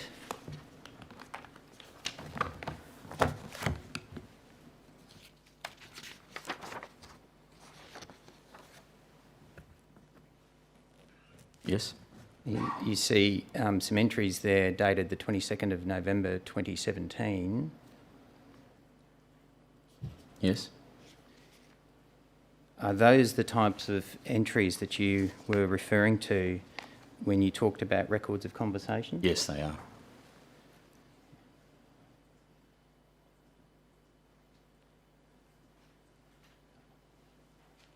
Nothing further, Commissioner. Yes, thank you, Mr Higgins. Ms Orr?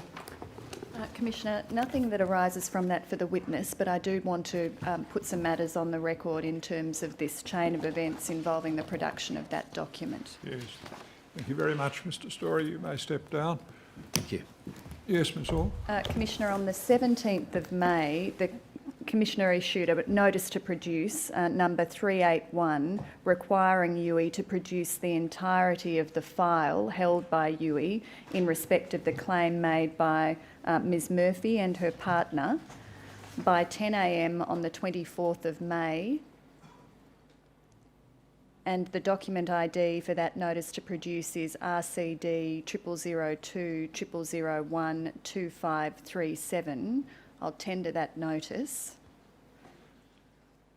Notice to produce number 381, RCD 0002 0001 2537, Exhibit 6.362.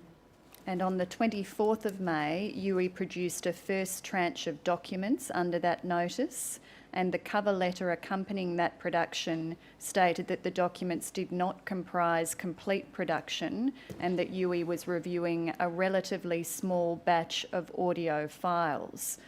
That correspondence is RCD 9999 0071 0026. I tender that letter. Letter Kingwood Mallisons to Solicitors Assisting the Commission,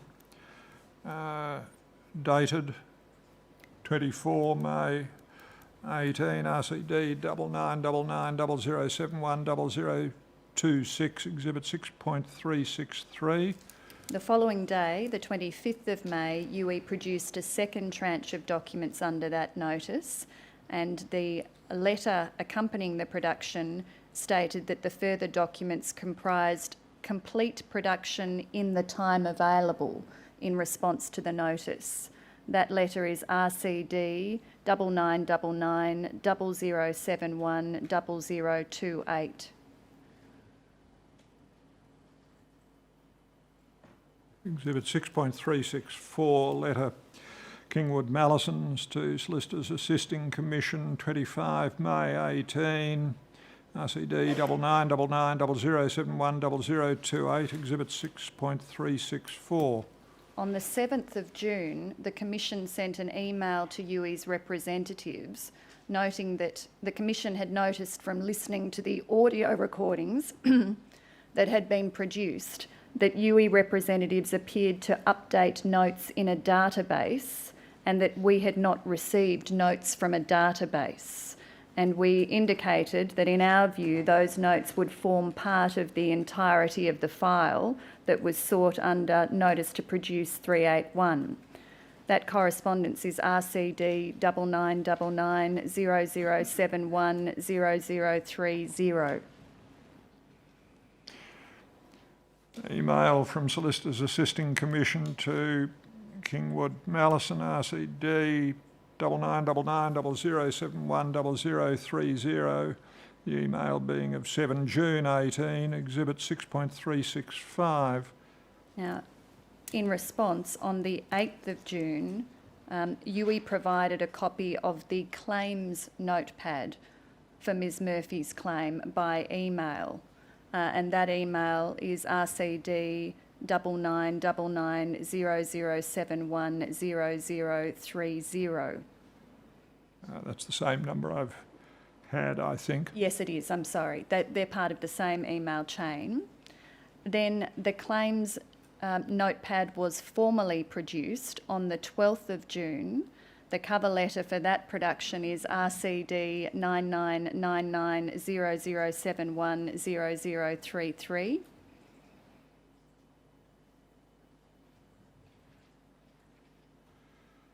Letter Kingwood Mallisons to Solicitors Assisting, 12 June 18, RCD 9999 0071 0033, Exhibit 6.366. Then on the 22nd of June, in response to questions from the Commission about the telephone call made by Mr Dessar to Ms Murphy or her partner on the 22nd of November 2017, Youi told the Commission that it had not recorded that call and that the file notes for that call would be in the claims notepad document. And that correspondence is the correspondence I tendered yesterday as Exhibit 6.343. On the 29th of June, Youi produced 5 additional documents in response to the notice and a notice that related to Mr Sutton's file, and one of those documents was the complaints notepad, which contained the brief file note of the conversation that was on the screen earlier with Ms Murphy's partner on the 22nd of November. And that has now been tendered as Exhibit 6.361. And following the provision of that document on the 29th of June, Youi did not clarify their response to the Commission in the letter dated the 22nd of June, which is Exhibit 6.343. That's all we wish to say about that matter, Commissioner.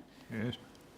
Commissioner, the next case study involves a different entity. If we could have a brief adjournment to reset the bar table, that would assist. Yes, so if I come back 25-2. Yes, thank you, Commissioner. Yes.